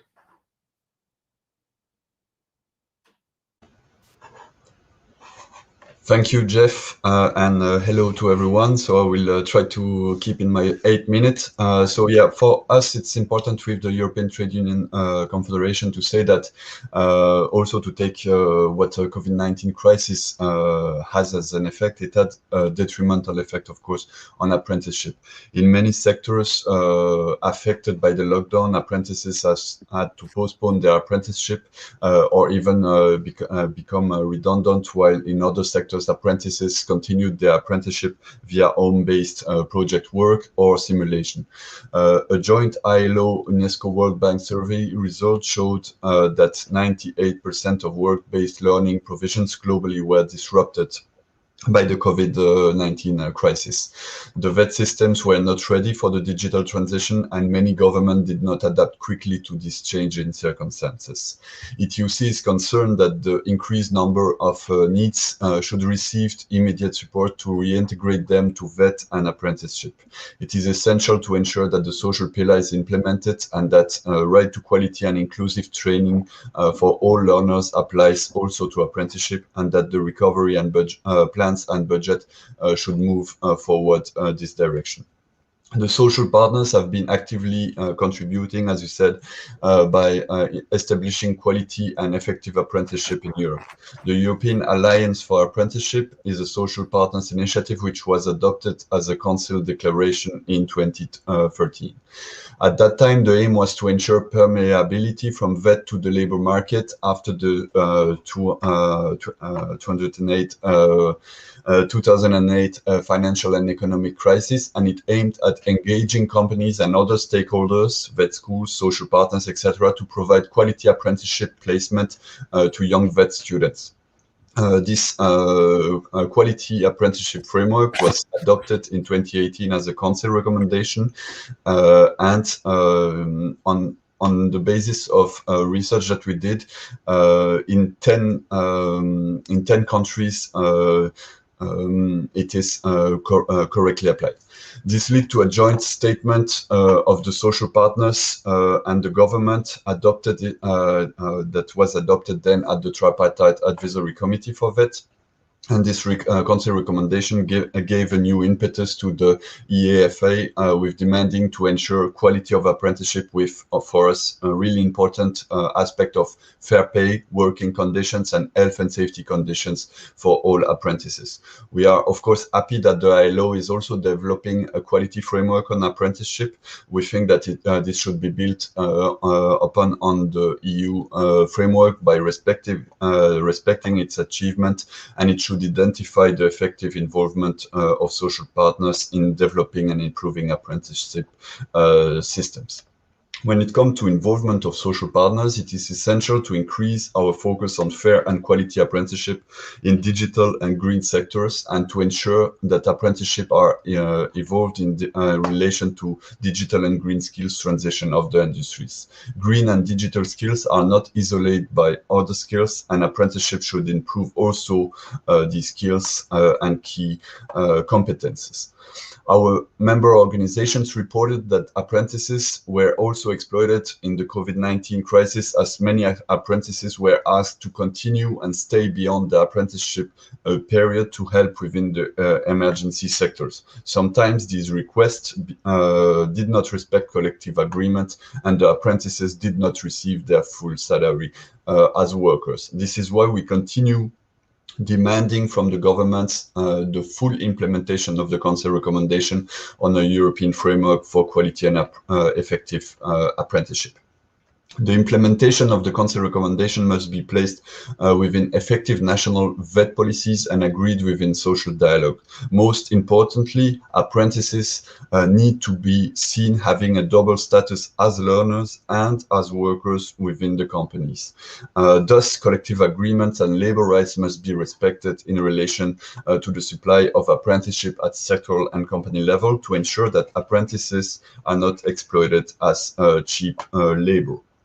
When it comes to social partners supporting adoption of legal instruments, we continue demanding implementation of the social pillar, and that fair, quality, and inclusive apprenticeship should be a right for all learners. While companies are in a difficult situation, we believe that the Recovery and Resilience Facility should ensure continued access to apprenticeship.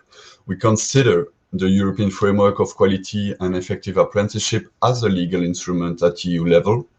In relation to this, the member states should be asked to report on how they ensure that access to fair and quality apprenticeship is a right for all young and adult learners, and how the European Framework of Quality and Effective Apprenticeship is to be enforced in national laws and at company level in order to ensure fair pay and working conditions for the apprentices within the use, for example, of the recovery and resilience facilities. Apprentices, it's important also to say, are not only young people. Apprenticeship is an important tool in continuous VET for upskilling and reskilling of the migrants and refugees in several countries, but also on reskilling employees and also the unemployed for another profession. So it can really support also skill assessment and upskilling, as I said, of migrants and refugees in several countries, and help people with low qualification to integrate in the labor market. We remind that the very first paragraph of the European Framework of Quality and Effective Apprenticeship underlines this double focus of apprenticeship, saying that quality and effective apprenticeship that lead to a combination of job-related skills, work-based experience and learning, and key competences facilitate young people entry in the labor market, as well as adult career progression and transition into employment. As trade unions, support to adult in just transition is an important demand, and social dialogue is an essential tool to achieve this. I will finish by saying that we welcome the European Commission plan within renewing the EAfA for the need of strengthening social dialogue in this regard through a more active involvement of national social partners organizations.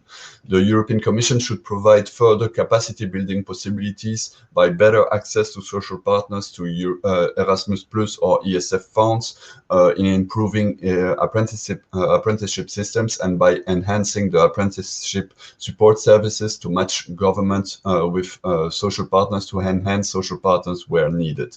While already several sectoral social partners have pledged to the EAfA, we underline the autonomy, the importance of the autonomy of the European sectoral social dialogue committees, which define the work program for themselves according to agreed joint priorities, including concerning their focus on apprenticeship. Thank you, and I hope to have a further moment in the questions to answer. Thanks very much, Ludovic. That was very interesting to hear what the European Trade Union Confederation has to say on the subject. And thank you very much for keeping to your time allocation. So let's move on to the next speaker, please. It's going to be Maxime Cerruti, who is the Director of Social Affairs at Business Europe. And I'm afraid you've only got 4 minutes, but I'm sure you've got some very interesting things to say. So I look forward to hearing it. Thank you, Jeff. It's a pleasure to see you again today, and thanks for the introduction. We have only 4 minutes with Liliane, but we will make the best to be effective in presenting our views as employers. So let's focus on the core messages we have. First thing is, we are in this conference in a joint effort of the European Commission and the ILO, and I'd like to, of course, in principle, say that this is very useful to connect well our European debates to the international level. So it's interesting to do that. Of course, we should start from the fact that apprenticeships in Europe is rather a strength. We have a culture of apprenticeships in Europe, and when looking at the global situation, I hope that what we do in Europe can be of inspiration, but that also that in view of our efforts to improve national systems, that we also can bring some useful learnings from international practice. The second point I want to bring to this debate is, of course, that we need to look at the situation on apprenticeships in a broader context of youth employment situation. I mean, we know in Europe that we have a structural problem where youth unemployment rates have been tending to be twice as high as normal unemployment for the whole of the population at work. which means that this is where we wanted to progress most through the Council recommendation on apprenticeships, because, and we are convinced of that on the employer side, apprenticeships is the best way to ensure a good transition for the young people from education to employment. And of course, having in mind the skills needs of employers, that is very effective to proceed in such a way.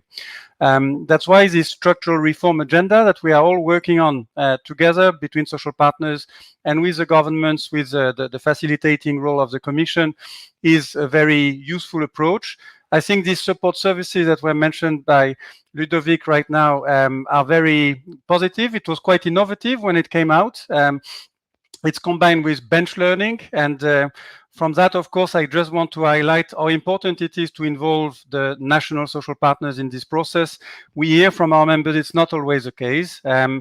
And of course, looking at the situation on youth employment front, we are today with a youth unemployment rate of 17%.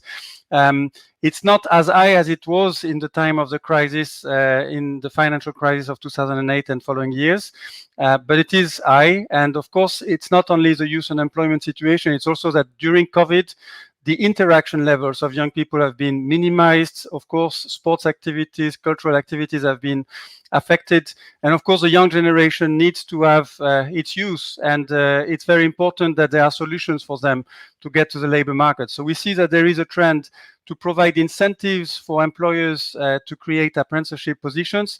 For example, in France, it's been very high in the last year, but it's also in a number of other countries, like in Austria, in Germany, in Ireland, in Norway. And of course, this is important to make it possible for employers, Lilian will mention for the SMEs, but overall that the employers can provide these apprenticeship placements. Then it's about solutions as well. During the COVID times, some online solutions were found, for example, in Denmark, to have the practical assessment conducted online. There are also some solutions in Portugal to try to ensure that the apprentices can remain in their positions during the crisis. Of course, it depends on the economic activity and needs to be seen on a case by case. To conclude, bench learning is key. We need to improve social partners' involvement also from the national perspective. It's not only about apprenticeships. We now have the Council recommendation of last year on VET more generally and the adult workforce. We need to have a bench learning process that covers all the realities, as mentioned by Ludovic. The apprentices can be also from other age cohorts. And we need to involve better DG reform, because DG reform is doing a lot in this area as well. So DG employment, DG reform have a lot to work together. And it's also about the connection with employment services, and EASE has just been proposed. So this bench learning needs to be connected to the public employment services bench learning. Thank you very much. Maxime, thanks very much indeed. Very interesting. Also, from my perspective, very nice to see you again as well. So let's move on then to Liliane. Thank you very much. Good to see you. Thank you, Jeff. Let me start by saying that indeed, SME United as European social partners actively participated in the preparation of the European framework on quality and effective apprenticeship.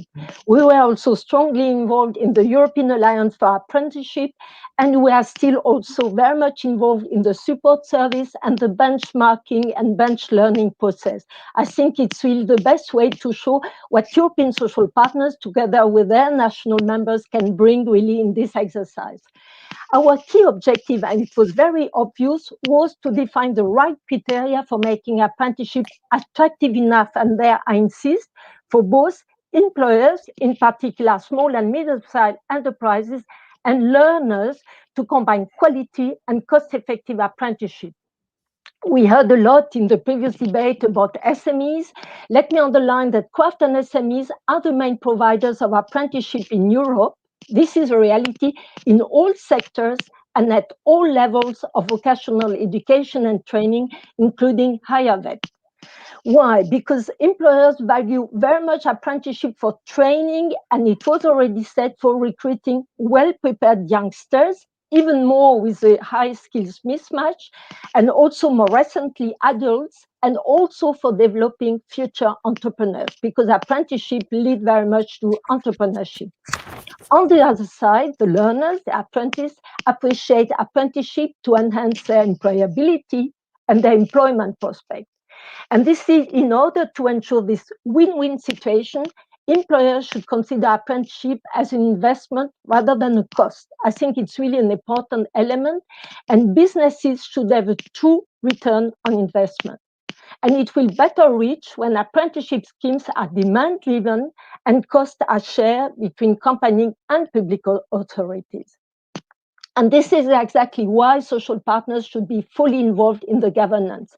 And you ask us really the role of social partners in the implementation and design of apprenticeship. I would raise three main contributions that social partners should deliver for quality and effective apprenticeship.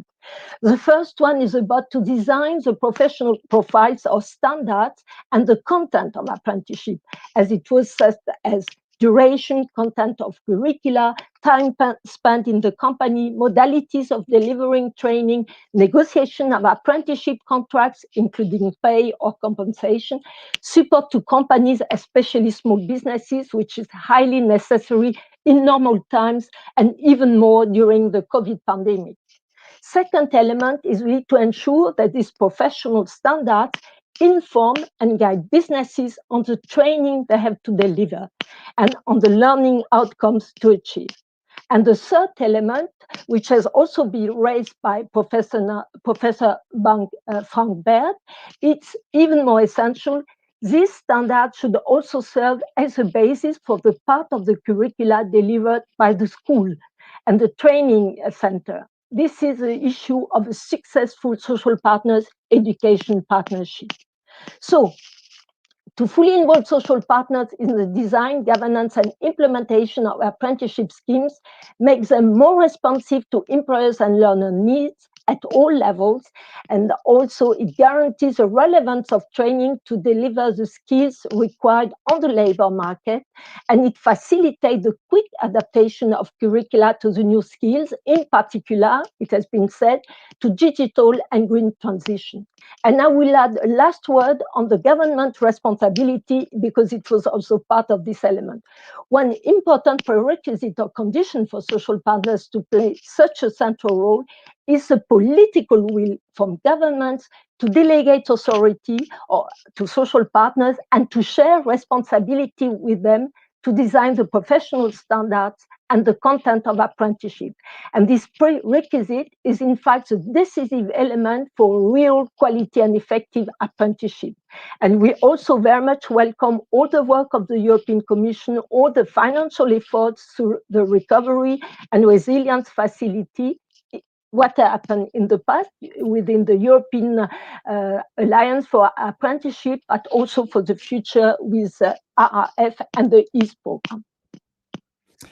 Liliane, thank you very much indeed. That was a very full account and very interesting as well. And you're absolutely right to say that in terms of the enterprises that take up apprentices, it's the SMEs that are by far in the majority, and obviously their needs need to be considered because sometimes they're working in very difficult circumstances. So thanks very much. And now I'd like to ask Maria to speak, please. Would you like to take the floor? Thank you, Jeff, and hi, everyone from the ITUC, the International Trade Union Confederation in Brussels. I hope my intervention will also complement to what Ludovic was sharing with us earlier, but with more of a broader and global perspective. So just want to share that trade unions across the world are committed to the vision of high-quality apprenticeships as a means of securing an effective transition from school to formal higher education and decent work, as a key element of skills development for the current and the future workforce, and as a decisive pillar of making our economies more inclusive, fair, sustainable, and prosperous. And prior to the COVID-19 pandemic, European countries with comprehensive apprenticeship systems, such as Austria, Germany, and Switzerland, were facing much less youth employment than a larger number of other European or non-European countries with less developed apprenticeship systems. So this also demonstrates the importance of establishing quality and effective apprenticeship systems in as many countries as possible. Currently, in many countries around the world, trade unions and employers' associations are not always sufficiently involved in the governance of apprenticeship systems. And in many cases, trade unions are not involved at all in the process of designing, implementing, and governing apprenticeship systems. In other countries, the involvement of trade unions doesn't go beyond just consultation and information procedures, and in some instances, the involvement of trade union is more sector or occupation specific. However, trade union involvement in the overall governance of quality apprenticeship systems, including in the design, implementation, in the monitoring, and evaluation of those systems, it is indeed essential, especially given the fact that apprenticeship systems comprise a strong work-based learning component. Meaningful involvement of trade unions through social dialogue and collective bargaining in the design and implementation of apprentice systems contributes to ensuring that training programs correspond not only to the needs of the labor market, but also benefits the apprenticeships, also contributes to the development of professional qualifications, on advising on the content of the training, both in the training institutions and at the workplace, in order to ensure high quality apprenticeships, in the monitoring of the quality of the work-based training. Also, involvement of trade unions contributes to negotiating their terms and conditions for apprentices, including their wages, providing guidance for apprentices through trade union representatives and works councils, and also trade unions contribute to the design and implementation of the funding arrangements jointly with employers to facilitate the provision of apprentices.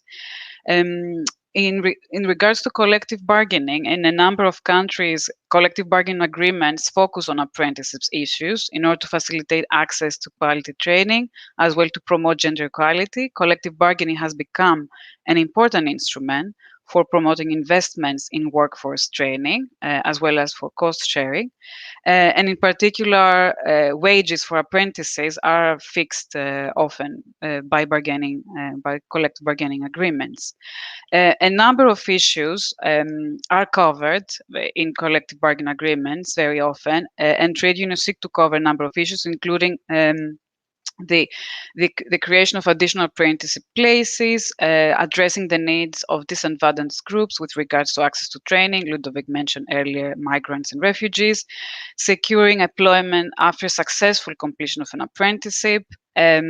Also, of course, as I mentioned earlier, apprenticeship pay and entry-level wages, the funding of training, and also trade unions try to anticipate also and cope with change, and that was shown also in a number of countries, how collective bargaining play an important role during the last 2008-2009 global financial crisis, where trade unions did give particular attention to training-related responses to challenges that were brought about by economic and structural change during this crisis.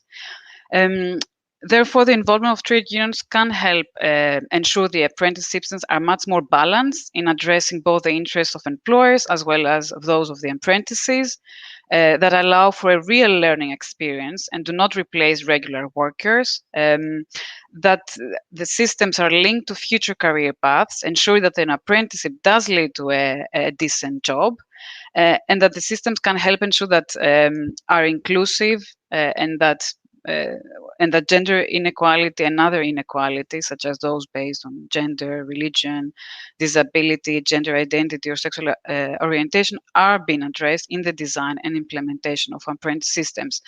And of course, very important, trade union involvement can help ensure that apprentices do enjoy decent working conditions, including health and safety, have access to social protection, do enjoy the same labor rights and protection as other workers in the workplace, including the right to freedom of association and the right to organize and collective bargaining.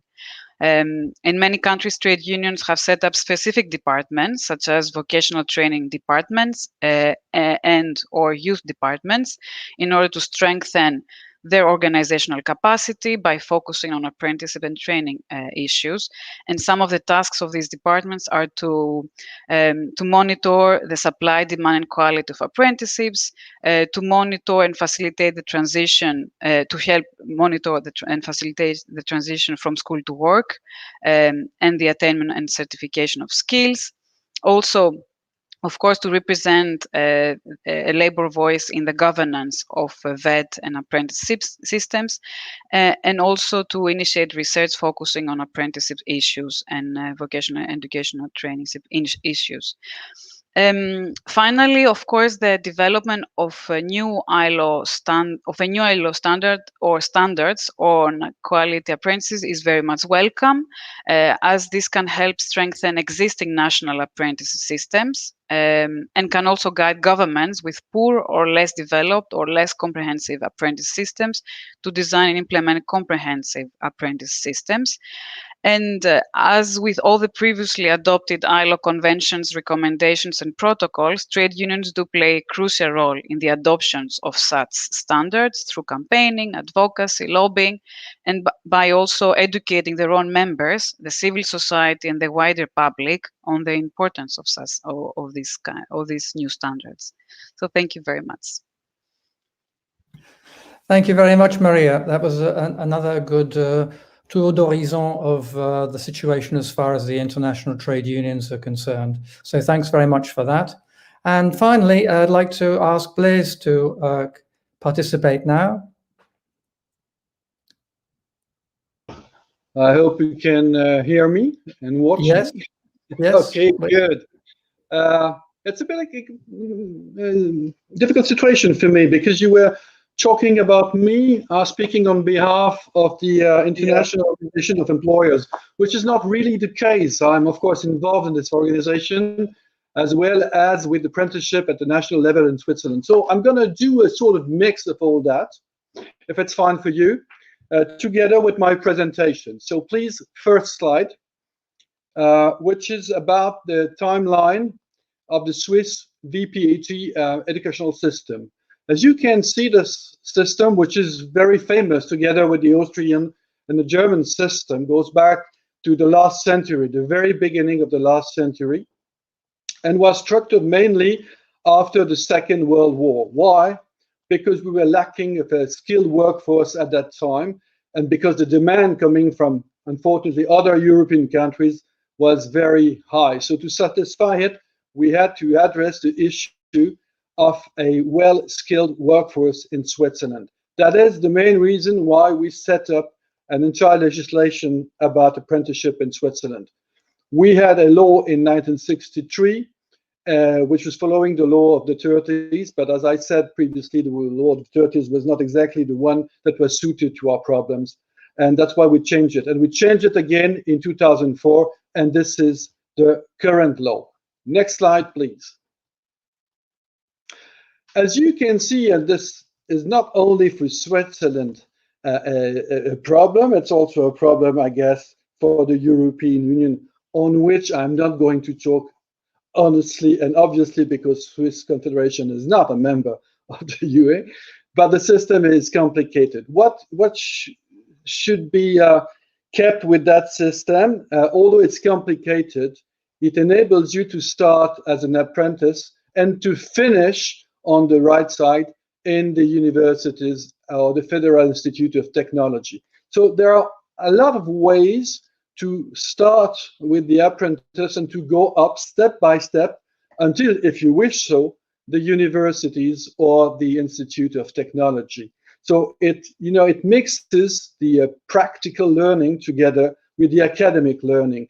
And that's something in which we strongly believe in Switzerland.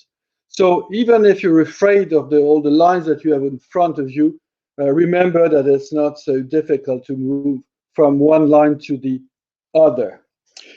I would like also to say that our federal law about VPET clearly sets that the main duty lies with it, the social partners, the canton, and the Swiss Confederation as regard the setting up and the carrying out of this system. This is the Article 1 of our law. Let's move to the next slide. So we have one mission, which is clearly to educate people as regard their professional skills in Switzerland. Why is it so? Because we're talking about having a skilled workforce, and especially young people who can find a job once they left their apprenticeship. And you should be aware of the fact that we have 2/3 of our young people coming out of the mandatory educational system who join the apprenticeship at the end of their mandatory studies. That is quite a lot if you compare these figures with other international available figures. 2/3 of them join the apprenticeship, and 2/3 of them find a job at the end of their apprenticeship. So it shows that the education is closely linked to the economic markets, to the world, to the work market, the employment market, which is a very good thing, and which is an aim that we try to keep all the time in front of us as employers, of course, but as a partner with the Swiss Confederation, the canton, and of course the trade unions. The three partners, you can see them: the Swiss Confederation, which set the framework, the canton, the states who are responsible in this country to carry out the system, and we have a very close connection at the local level with the authorities, and of course the professional organization, not only the employers organization, but also all the other organizations, being able to bring something to the content of the education which is going to be given and passed on to the apprentices. Next slide. Okay, and that is what I just explained. So you see the Swiss Confederation with the strategic management and development, the canton with the implementation and supervision, that is also very important, of the system. If it doesn't go well with an apprentice, then this apprentice has to be removed from one company to another in order to complete his apprenticeship. We take really great care about the way the employer and the company is following the apprentice. I myself was involved in that a couple of years ago, and I can tell you that is something you have to take on very seriously. And then, of course, the professional organization, brand, trade organization, sponsors, and we all work together, and we change the content of the apprenticeship as often as required by the evolution of the economy of the profession. We do that in a not very flexible way, but in a reasonable way to adapt ourselves to the market. Next slide. And that is a question that has been obviously very much discussed at the European level, that is now being discussed at the international level. So do we need a legal instrument at the international level about apprenticeship? For us employers, and I'm speaking on behalf of the International Organization of Employers, the answer is we don't need a convention on that. A convention is a very important tool when it comes to regulating the work market around the world. It applies a responsibility for the states. It implies a scrutiny from other states or from experts about what you do. And this is something that will not help the apprenticeship in the future. We more believe in setting up a recommendation of best practices around the world. We really believe that this could be done quite easily, and the two sessions are shown are different, the practices around the world, but the aim is still exactly the same everywhere. So we believe a recommendation could be established in order to help countries to develop the best practices around apprenticeship. And of course, it is absolutely crucial that tripartism, Jeff, not bipartisan, tripartism remains of the essence, together with the normalization of general branches and so-called soft skills. I mean, we need to work with the education system as a whole, not only on a professional way, but as a whole. And of course, trade unions, employers, specialized organizations have to be involved in defining the content of the apprenticeship, as well as the programs and the exams. That will be the end of my brief speech about apprenticeship in Switzerland and considerations from the International Organization of Employers. Thank you very much.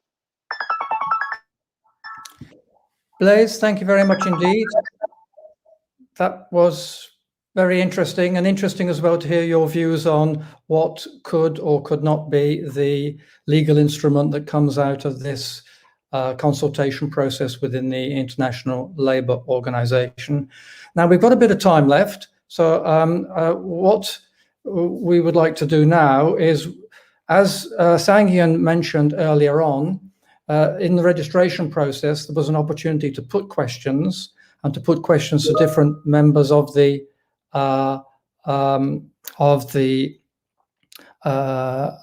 panel. And so I'd like to put, my first question is to Ludovic. It's been said that many young people end up being enrolled in education and training for a longer time than they would wish. Would it be an idea to perhaps shorten some of these apprenticeship programs? What's your position on that, so that they can enter the labour market more quickly?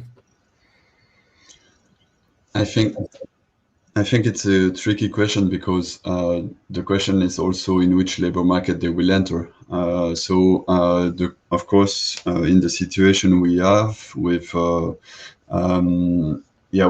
companies in economic difficulties, there are also a lot of young workers, young unemployed, young students that maybe study more because the entering in the labor market is complicated, and they expect to enter it in precarious conditions. So maybe they wait before entering. So the question is, of course, the content, the entry in the labor market, the quality entry in the labor market, what we can do for this quality entry. Here, apprenticeship can be a quality entrance in the labor market, but then, the question is, after the apprenticeship, is there a possibility for having a real contract with good quality pay, good working conditions or not? So I would not have a definitive answer there. I would say that the important element to take into account is the quality that we need for young people who are unemployed and that are leaving school, a quality entrance in the labor market, and their apprenticeship can be a good tool to do it, but we have to ensure that then there's a quality insertion even after apprenticeship. So I wouldn't be in favor of lowering the conditions or shortening. That's my thoughts about it. Thanks very much. So it's a question of quality as far as you're concerned. It's not a question of how much, but how good the training is. Okay, thanks very much. And let's move on now to Maxime and to Liliane. The question for you two is, what practical measures can employers' associations take to support businesses interested in taking on apprentices? And perhaps we'll change the order this time. Perhaps Liliane, you'll start, and then Maxime will follow up. Thank you very much. Thank you so much. Indeed, and I will speak on behalf of craft and small businesses. I can assure you that they need strong support. And we heard about financial incentives, but it's not sufficient. Employer organizations, and in particular also skilled craft chambers, are really extremely active to support small businesses. The first thing is about delivering accurate information on the content of the organization of the work-based learning, and also on the relationship with the school. We are talking about partnership. The second issue is about incentives, for sure, but helping them in facilitating administrative tasks, apprenticeship contracts, resolution of conflict, for example, between the learner and the company. Supporting the recruitment is one of the key issues, particularly with the COVID crisis. The e-recruitment has been really the norm due to the restrictions and also the hygiene measures. supporting where it exists, accreditation of training companies, delivering services to organize international mobility. We hope it will come back after the crisis, but also providing practical training and guidelines for in-company trainers, quality of in-company trainers, guidance, counseling, organization of exams, qualifications award, and also promoting apprenticeship to have a better image of apprenticeship. All this is a package which is really filled in by employers, organization, and also skillcraft chambers. Thank you very much, Liliane. Over to you, Maxime. Yes, thanks, Jeff. And Liliane already said a lot, so I will be very brief. I think, in a sense, what employers need to do is to convince governments of the need for demand-driven apprenticeship systems. And it's basically ensuring that it's going to be organized well in the companies, part of the training, and that it's going to be as relevant as possible in order to meet the skills needs of the employers. And of course, it is also about the design of the apprenticeship schemes so that there is a good governance of them and good cooperation and partnership organized. But of course, what is of essence in all this is that we have an understanding of what works best, and there the best practice element is very important. So the European Union has a lot to do to help those that are less performing. And I think Southern Europe, of course, is always one area where there is higher youth unemployment. Maxime, thanks very much indeed. And I'd like to turn now to Blaise. How can employers, in particular SMEs, be best supported in a global sense? Because this is a very big question, it's a difficult question, and obviously they need the support. And how do you think it's best to be able to provide that support? Well, Liliane and Maxime said already a lot about that, and nothing much to add to what was said previously. No, I think that everything goes together. If you want to help SMEs, you need to have strong professional associations, first of all. If you want to be close to the SMEs, then you need to be organized. You need to have all the ideas about the content of the apprenticeship summarized somewhere in order to establish a dialogue with the authorities. We were talking about the schools, for instance. That's something we do all the time. But you alone, a company cannot do that. So you need to have a good and strong organization, and you have to get into a sort of permanent dialogue with the authorities about how to make the system function properly. That's a very important thing. The second is, of course, to help the businesses. As Liliane just said, there is a lot of bureaucracy around apprenticeship. Sorry to say that, but this is the truth. So all the time, we are struggling to try to simplify the procedures. Imagine that in SMEs, you don't have that much time to take care of that. Of course, you have to, in a certain way, you have to. Let's be clear, there will be always a bureaucracy, even a digital bureaucracy will be there, I think, forever, unfortunately. But you have to guide the people through this bureaucracy and help them so that they don't spend too much time on that. You have to be aware of the fact that an apprentice is costing some money to the company, at least at the very beginning. And so you should be extremely aware of the burden of the apprenticeship for the SMEs. It's different for big companies, but for SME, it can cost some money. The apprentice has to go to school. Sometimes half of the time he's not working within the company, he's not producing anything. So we should keep a good balance between education and productivity for the SMEs. That's absolutely important. And there are many other things I could add to that, but I think it was already mentioned, so I'm not gonna go further on this subject. Thank you. Blaise, thanks very much for that, because it is absolutely right, isn't it, that it's essential to get the balance right between what's going on off the job, what's going on the job, so as to ensure the success of the way in which apprentices are designed and also implemented, apprenticeships rather. And the last question, in fact we have got time, so let's do that then, will be to Maria. And you mentioned the legal framework before. Would you like to develop that a little bit more to see ways in which it can boost social dialogue and stronger partnership for quality apprenticeships at the international level. Over to you. Thank you, Jeff.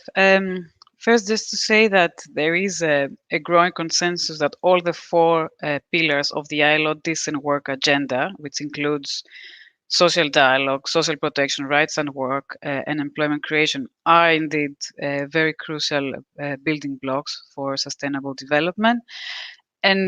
And indeed, all the four pillars of the ILO decent work agenda must be at the center of all the policies if we are to have strong, sustainable, and inclusive growth and development. So when it comes to the apprenticeship systems, for an effective and successful regulatory framework for apprentice systems, we need to have integration of all these four pillars of the decent work agenda: employment creation, social protection, rights and work, and social dialogue. And of course, this can also be supported by strong evidence that shows the positive role of social dialogue and collective bargaining in the design and implementation of quality apprentice systems. And in this case, the European Framework for Quality Apprentices and Effective Apprenticeships is a very good example that indeed showcase the importance of social dialogue. However, when we talk about the legal framework in particular, when it comes to social dialogue, for the social dialogue to take place effectively, there are a number of conditions that need to exist. One is that there are strong independent trade unions and employer associations, that they have indeed the capacity to, and they have access to the necessary information when it comes to apprentices in order to participate effectively in social dialogue. There are also all the parties involved, governments, trade unions, and employer associations. They need to have the political will, and they need to have the commitment to engage in social dialogue. That's also very important. Very much important is we need to have respect for the fundamental rights of the freedom of association and collective bargaining in order for the social dialogue to be effective.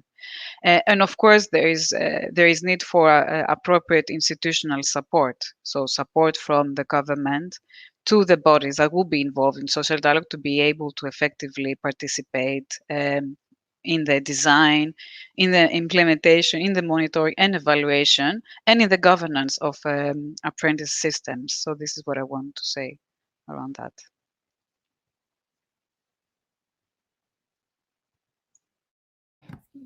Thank you very much. And that also was particularly interesting to hear. I mean, I think as in some sort of concluding remarks, what I would say is that clearly there is a lot going on in terms of social partner involvement, in terms of design and implementation of your apprenticeship training policy. And this is very positive, I think, for the quality of apprenticeships in general. Clearly, though, it's not always the case. There are many countries where this is difficult. And often the employers associations and the trade unions have competing priorities. Often, as has been mentioned, they don't necessarily get access to the bodies that can design and implement apprenticeship training policy. And I think this is worth saying as well, that often the employers associations and also the trade unions find it very difficult when they do have access to have the capacity to be able to take on these extra jobs and also to have the skills for these jobs. And I'd just like to take up that point of the importance of supporting social partners during these particular processes, because indeed for some, in many countries, in fact, it is a very difficult task, often technical, but a very important task to ensure the quality of the apprenticeships once they've been decided and once they're being rolled out. So I think I'll stop there, and I'd like to thank you all for participating. It was very, very interesting to hear what you've got to say. And I'd like to thank as well the audience. That I don't know where you are, but I'd like to thank you for coming to this particular online conference. I hope it was useful for you as far as this session's concerned. And now I'd like to hand you all back to Andrea. Bye-bye. Okay, thank you very much, Jeff. I'd like to also thank the panelists for your highly interesting and relevant interventions, and of course to Jeff yourself for your excellent moderation. Thank you very much. Okay, we've now reached the end of our first day of our conference, and I want to thank all of those people who've spoken today, and of course all of you who've been with us in our online audience today, and thank you for your comments and your participation. Please make sure to join us tomorrow morning at 10:30 sharp. We're looking forward to welcoming Nicola Schmidt, Commissioner for Jobs and Social Rights at the European Commission, who will be with us live, and Guy Ryder, Director General of the International Labour Organization. So thank you all very much and see you all tomorrow. Thank you.